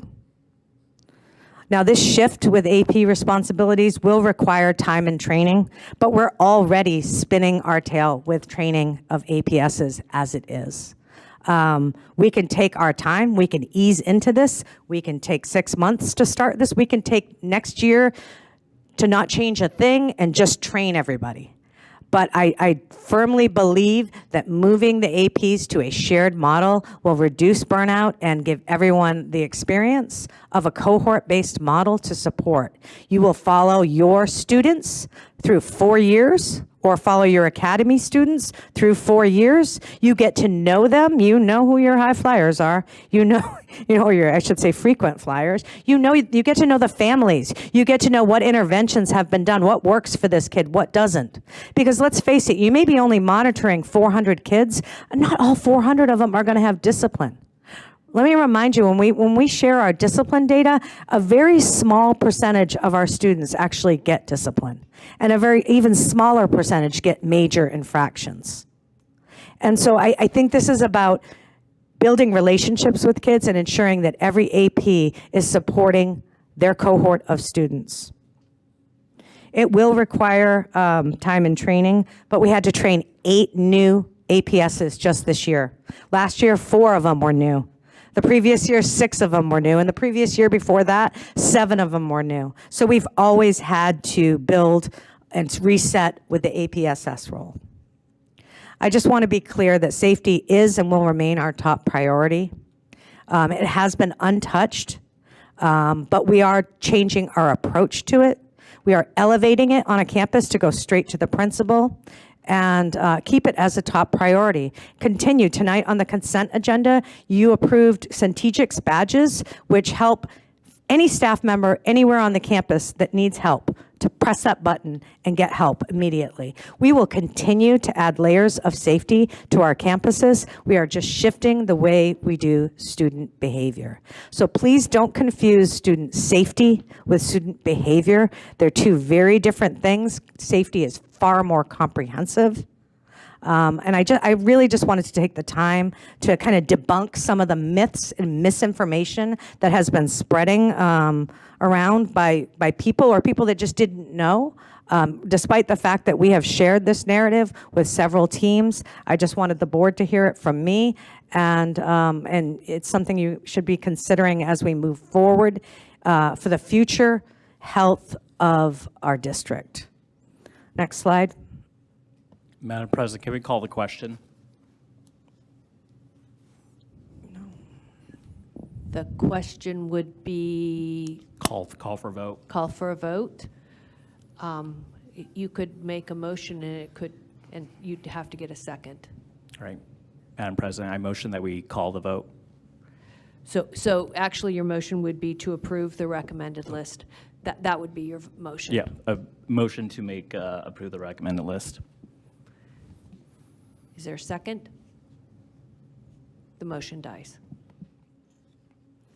The next slide's a little bit quicker. It's the testing coordinator, the media techs that you heard about tonight, and a service support shift.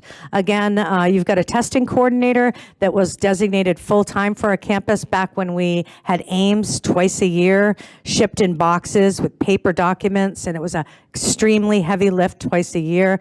It has now shifted a little bit more virtual. I can't say it's 100% easier, but we were looking at testing. It is a heightened time of the year where you do testing, and when they're not, take the key duties from media techs, and then a service support assistant in the copy room. We just felt like we could maybe combine those, I think it's about 29 positions, into one combined position per campus to try to address some of the needs of testing and media techs. Next slide. Again, I think this is an important slide, but it's a fluid slide, and I wish I could give you solid data, but I can only give you what I know today. But try to keep all of this in mind as we navigate the next few months. First of all, of the 167 positions, it's important to know that 41 of them are vacant. That is, we are riffing ghosts. They don't exist. There's no one there to disappoint or hand a letter to. So 41 of them are empty.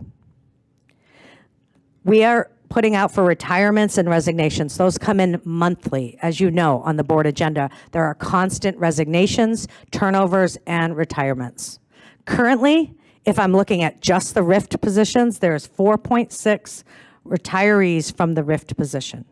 However, there's a lot more retirees out there, which will create a domino effect, which I can talk about later.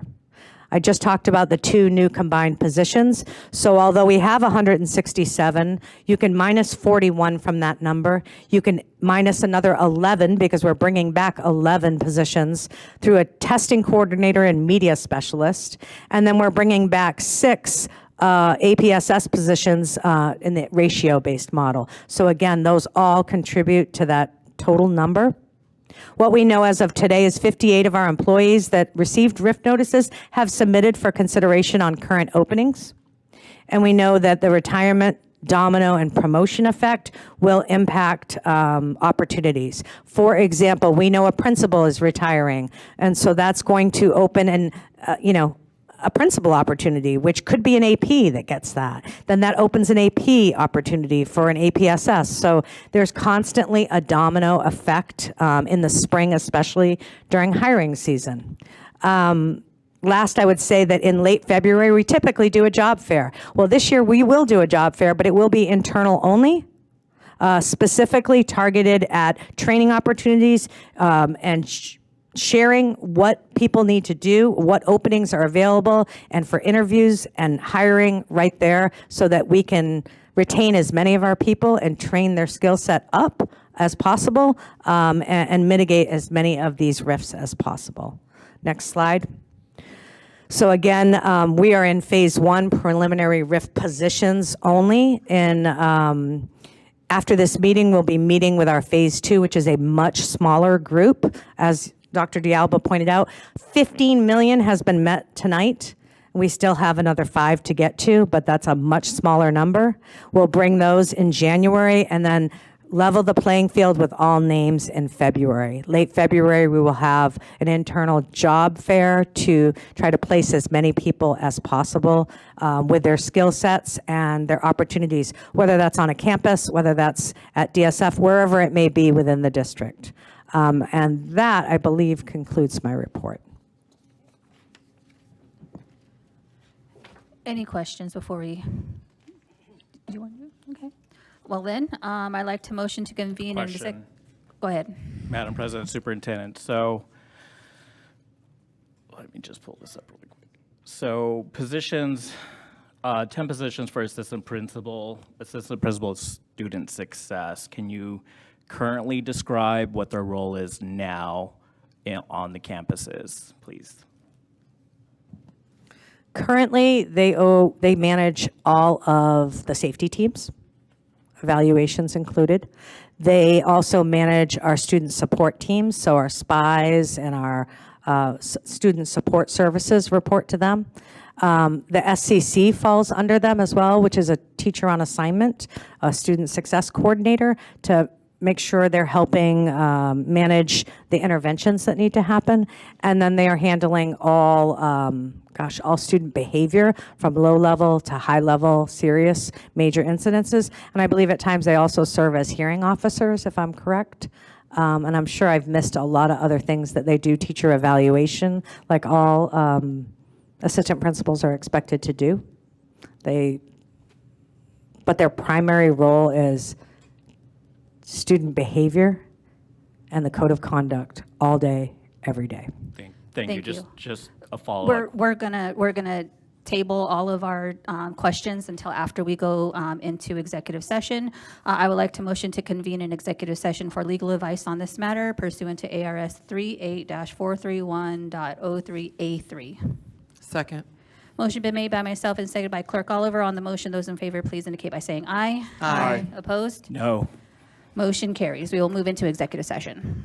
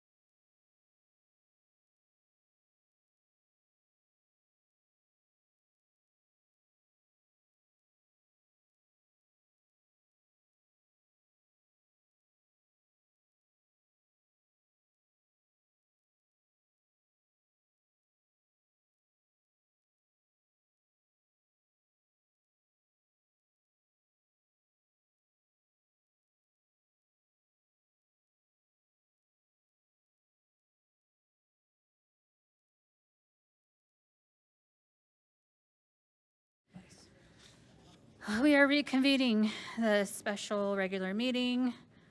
Special? No, special. The regular meeting. Regular meeting. It's called back to order. Is there a motion to adjourn the executive session? I motion. A motion to, is there a second? Second. Motion to adjourn has been made by Board Member Pastor Rivera, seconded by Clerk Oliver. On the motion, those in favor, please indicate by saying aye. Aye. Opposed? Motion carries, and we're going back into item 9L. All right. Do we have any more questions, comments from the board? I saw Board Member Cota, then Board Member Meyer. Madam President, Superintendent, just kind of continuing on that discussion that we had before executive session. Assistant principals, specifically assistant principal of student success, you were describing the role of what they do on campuses. Can you describe the role that it had during the Maryville incident, please?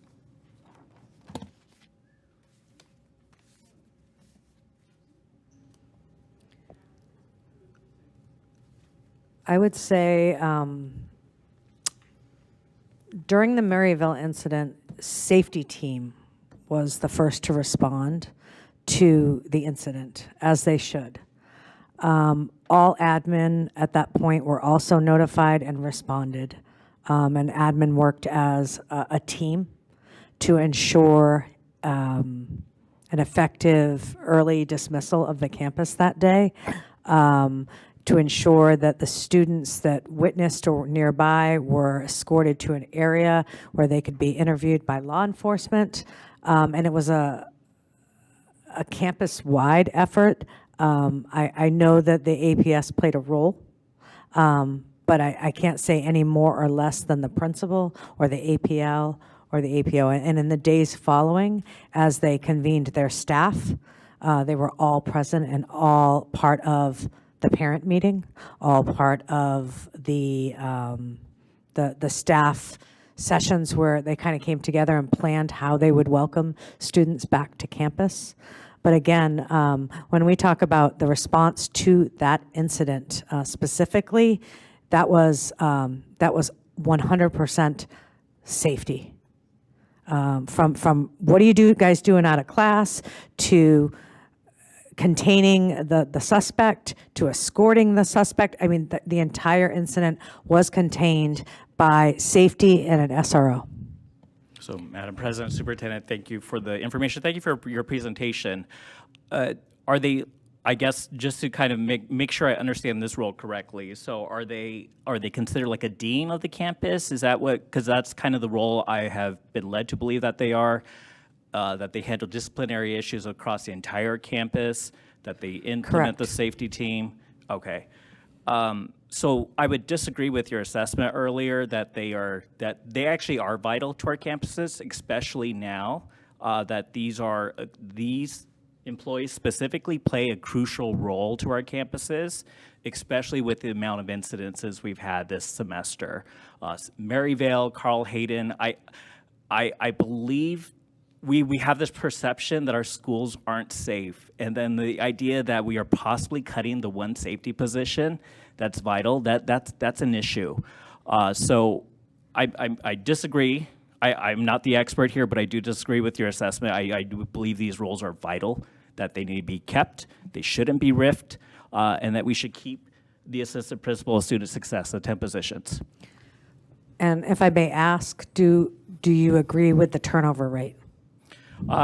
That's important, something to consider, but I do believe that we can always do better. Look, I'm not calling for perfection, but specifically these roles, I believe we need to keep them. But I didn't realize I was debating you tonight, so let's. Board Member Meyer, did you turn off your? Board Member, you can go before Clerk me. Oliver. Madam President, Superintendent. All right, it's working now. Madam President, Superintendent, just want to try to help Board Member Cota. The role of the APSS is basically, I'm using business terms, but corrective action kind of things with students. It's not going to really impact student safety. It could be anything like academic things and that sort of things. It's not only, something that would result in violence or that sort of thing. It's correcting behaviors or that sort of thing with students. So though they do, work with the safety team, that's not their only responsibility. So it's not going to, it would not have prevented what happened at Maryville. What happened at Maryville happened, unfortunately, because it happened. Those students did not take advantage of, and as far as I know, they didn't have any corrective action or disciplinary action. It would have had no impact on that role. Does that kind of make sense? Madam President, Superintendent, thank you, Clerk Oliver. So I understand your point here. I guess my point is that they also play a disciplinary role, is how I understand this too. So that is part of our safety. That should be considered part of it. We have disciplinary issues on our campuses. That's very evident. We have fights that break out. We've had incidences at Carl Hayden where a kid was bleeding out on the there at lunchtime. So we have disciplinary issues, and I just can't. This position, to me, we have a perception issue. That's what I'm trying to say. There's a perception issue in our community that our schools are not safe. And so when I look at this one position that we really say this is the disciplinary role, this is the dean role, that what's our message to community? I guess that is my rebuttal here to what you're saying. But I guess we can keep going on with discussion. So that's all I have. Thank you. This AP role, number one, has a high turnover rate. So we're constantly having to invest the capital to not only retrain or train someone new in this position, but also seek someone out every single year. The other thing that I see as well, to Clerk Oliver's point, that this isn't just about safety, the ratio-based model will create a pipeline of qualified candidates who will then apply, hopefully, for different AP positions, but also principal positions. While it is unfortunate that we are having this discussion because we are underfunded, because our state legislature would rather invest in private vouchers, this is why we're here. Furthermore, I think it's very irresponsible of you to look at this particular RIF process and this role to insult the way that we look at safety and the personnel and the professionalism that goes into our safety model. Board Member Meyer. Thank you, President Napa. I also wanted to address Coda's comments. I find it insulting that you're using this opportunity with playing with the livelihoods of people's salaries to try to further an agenda of that our schools are not safe. I am a recent alum. I went to North High School. The staff did everything they do to make sure that I was doing well. And I think you have an ill perception that our schools aren't safe, and it makes me wonder where you get that perception from. I don't know if you really have actual connections to students that actually go to these schools, considering that you've refused to talk to students in the past. So I actually take the time and effort to talk to students, and I just feel like you're using this opportunity with people's livelihoods to push an agenda that you're trying to say our schools aren't safe, but like Ms. Andrade has said in the previous presentation, there's small infractions of discipline. Killing someone isn't a small infraction. No, but Board Member Cota, out of order. We are moving on. Murdering someone is not a small infraction. That's a life. I do have an actual question for people there. I have a question. We heard a lot about the arts VAPA position. And we also heard that once these roles are RIF, that they're going to be reassigned. I come from a background of performing arts. I play clarinet. I've been playing clarinet since I've been in the 5th grade, and Mr. Jeff Kelly at North High School was a pivotal person in my life. Jazz band, orchestra, concert band, marching band, loved it all. And also the Greater Phoenix Honor Band. that I understand is a part of this district. How are those responsibilities being reassigned so that way we don't lose that performing arts incentive for students, and so that students do not miss out on the opportunity? It was wonderful opportunity in Phoenix Union, considering that other schools are getting rid of these performing arts programs.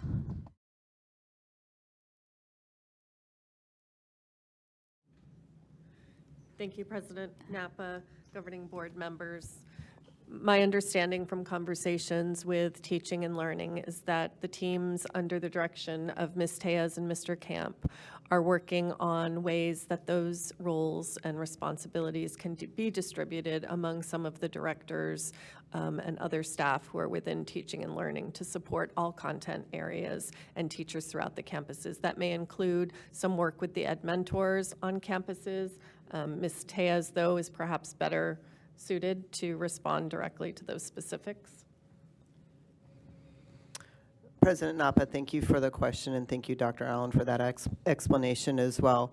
It is our intent to review the responsibilities and the duties of the VAPA TOA content specialists and to determine, as Dr. Allen indicated, which responsibilities can be picked up here at the district office and where we can lean in with our instructional leaders and our teachers to also provide level of support. So for example, a teacher or a group of teachers could receive a stipend of some kind to help organize and coordinate an event at the district level, because we are committed to making sure those opportunities are still available for students. Thank you. Board Member Meyer, I see your light on. Yes, thank you, President Napa. I have another question regarding the staff members on RIFs that, and it's not to my knowledge, I don't have this information, but I'm just going based off of like previous experience with layoffs in my own career. Are there staff members on the RIF list who are short of hitting some type of like benefit milestone? I know like pensions are a thing in like education and government.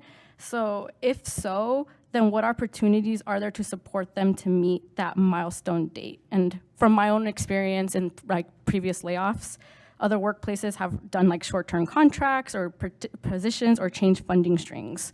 So I was just wondering if you all have considered that gap.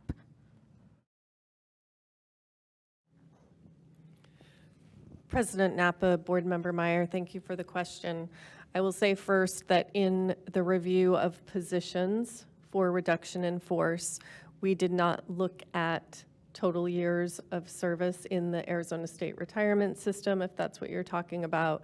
We know of years of service within our district, but that may not give us the whole perspective of years of service elsewhere in the system.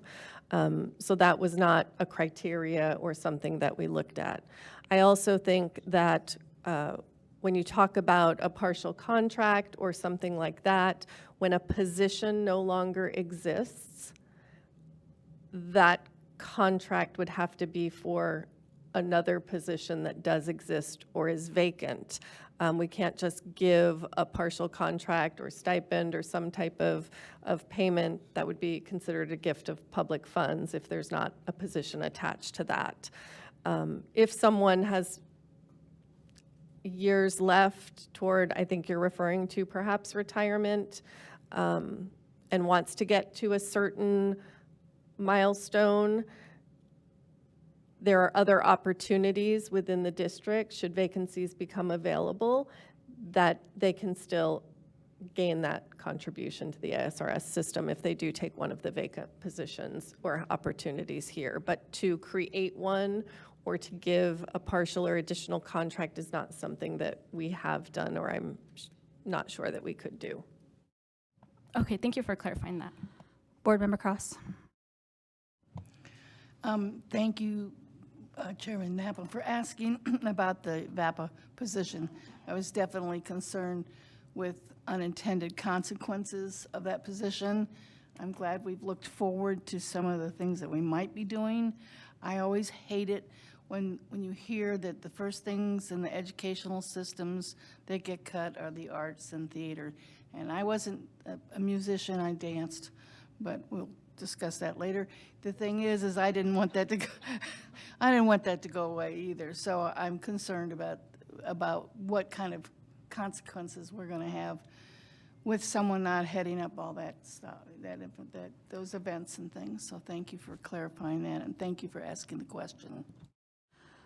Another thing that I heard in public comment was the transparency. How were positions determined to be on this RIF list and the second phase of RIF lists? So as you remember, we used budget committee recommendations, prioritizing the classroom, and then we also looked at positions that were potentially paid out of ESSER or other funding sources that we no longer have available, and then also thinking creatively, how can we combine positions and responsibilities as needed?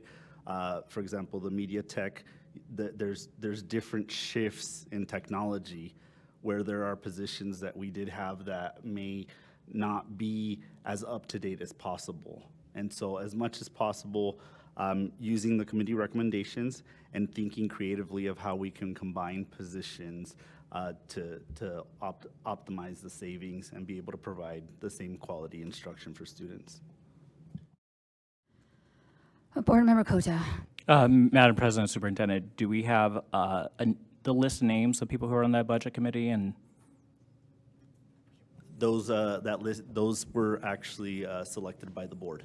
okay, And yes. and then do we have a list, or do we know exactly who was, like, I guess the final, who was in charge of this rubric of deciding the RIF list? Who exactly, who was on this decision-making process? So the budget committee just decided on priorities, learning about the budget and surveying data.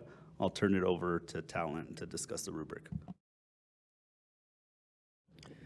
President Napa, Board Member Kota, thank you for the question, because I do think there has been some misunderstanding about the rubric and when the rubric comes into play. There was not a rubric that was used to determine positions that you see tonight on the preliminary RIF notice.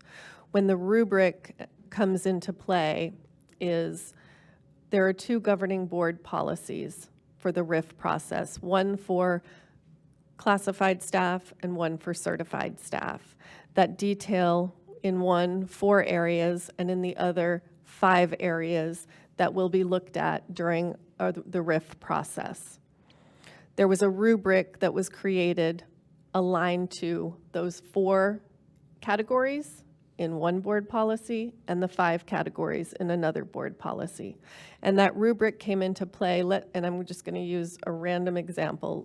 Let's say the preliminary RIF process works like this. So if there was a singleton position, so one director of food services, that's not on the list, but if there's one director, one person, they receive the preliminary RIF notice.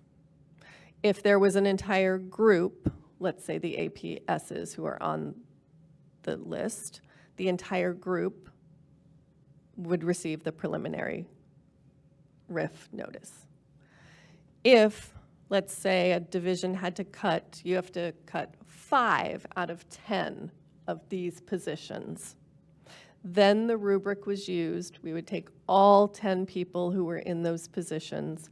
Every person was run through the rubric based on the categories outlined in the governing board policy to determine which 5 out of the 10 received the preliminary RIF notice. So it was to determine the people in a situation where there was a partial group, not the positions. Thank you. Board Member Meyer. Yes, thank you. And then my last question is also trying to understand in what ways has the district communicated the differences regarding like the RIFs, like the policies that you described, especially when it comes to like seniority and state law to staff, since that seems to be a point of confusion that has come up several times. President Napa, Board Member Meyer, thank you for your question.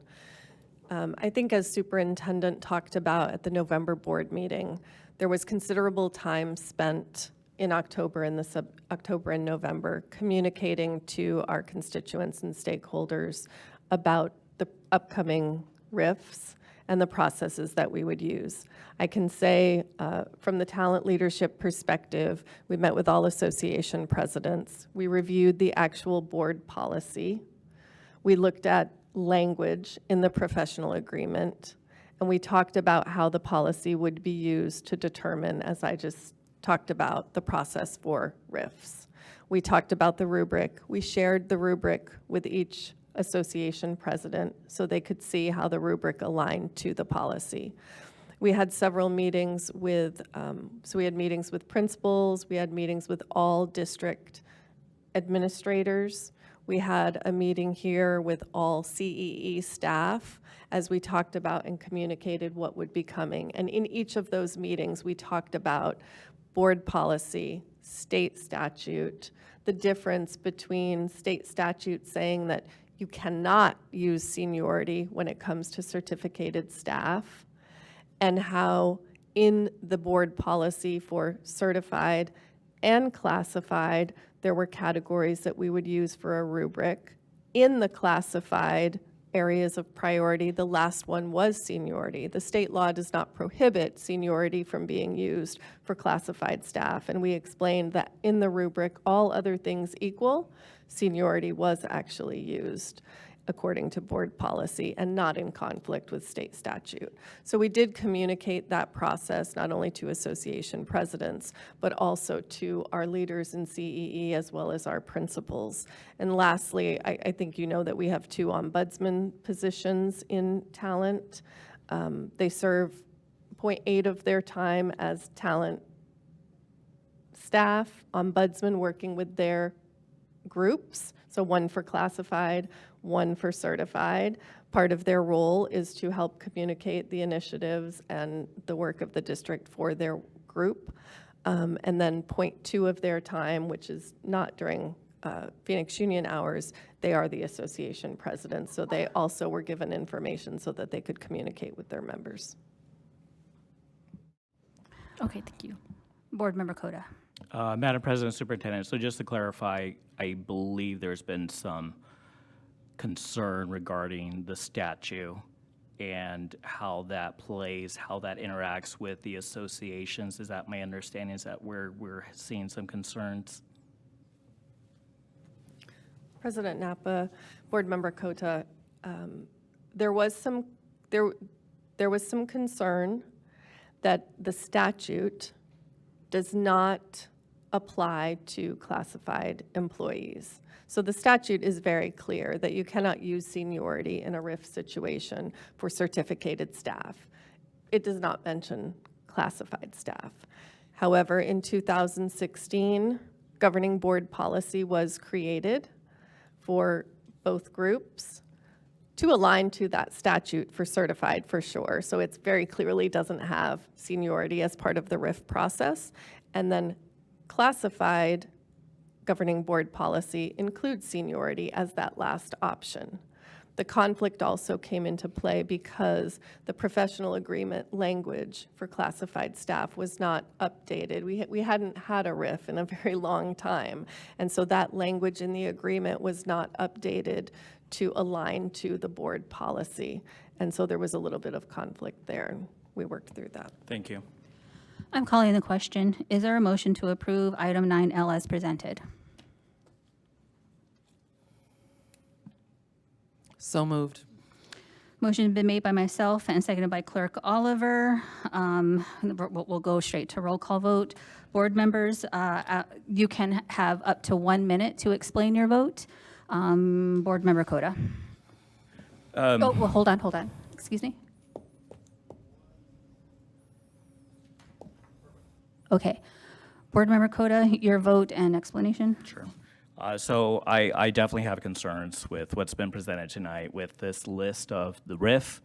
As of right now, I'm not fully comfortable with it. I don't think I have the assurances that student staff safety are not going to be jeopardized if we eliminate some of these positions. So that is my first and number one priority. Second priority is we've taken decisions as a board and as a district that I think there are other ways we can reduce instead of just firing people. You know, I'm the only board member, let me remind everyone, I'm the only board member who didn't vote for the pay compensation increase for the superintendent. That was my first vote. Every other board member did, so if you didn't get a pay increase, you should think about that as well. So I am going to vote no to keep these jobs. So Board vote Member no. Cross. This is very difficult for me, especially being a retired teacher from this district. There are unintended consequences I think we will feel. It's a necessary evil.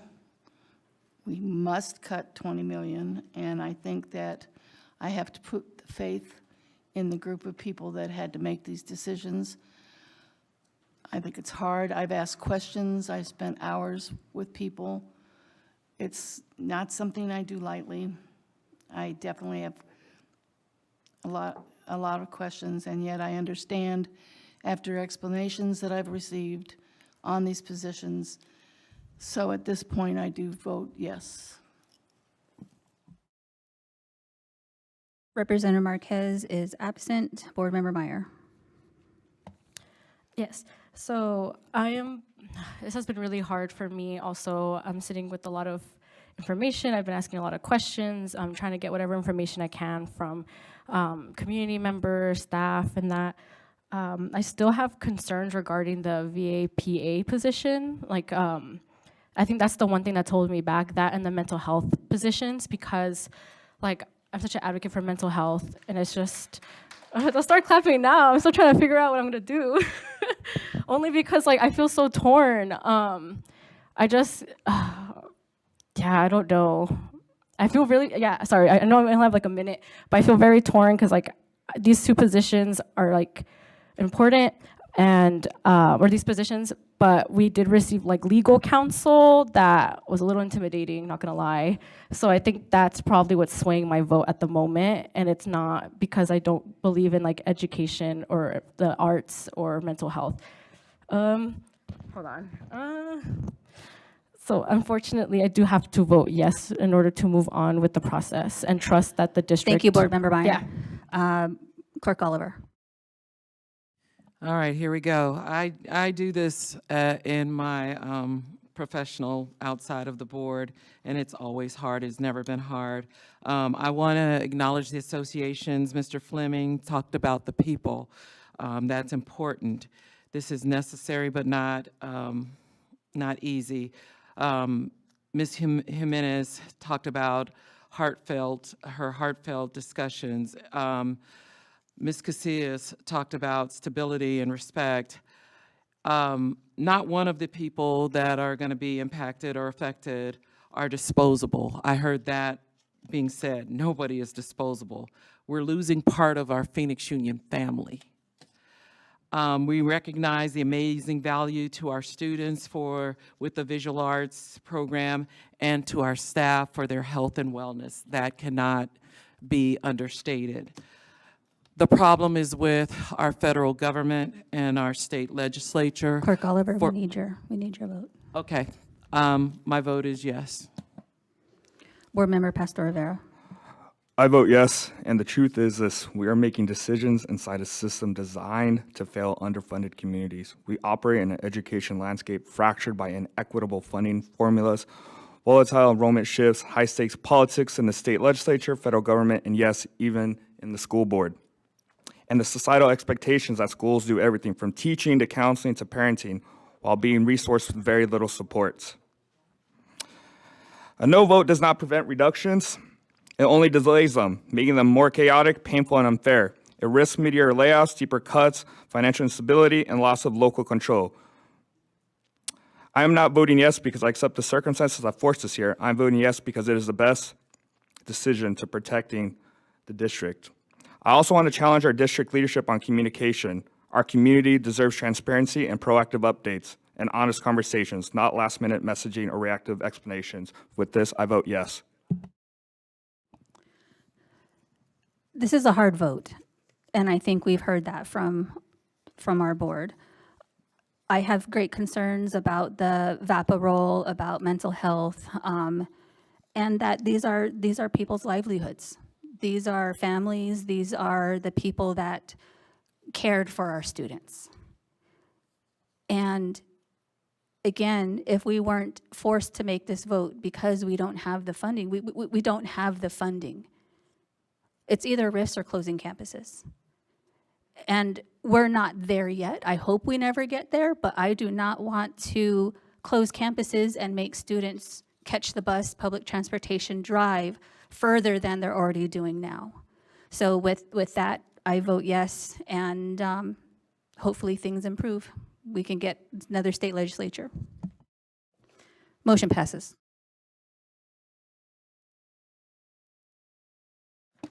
Item 13A, next meeting.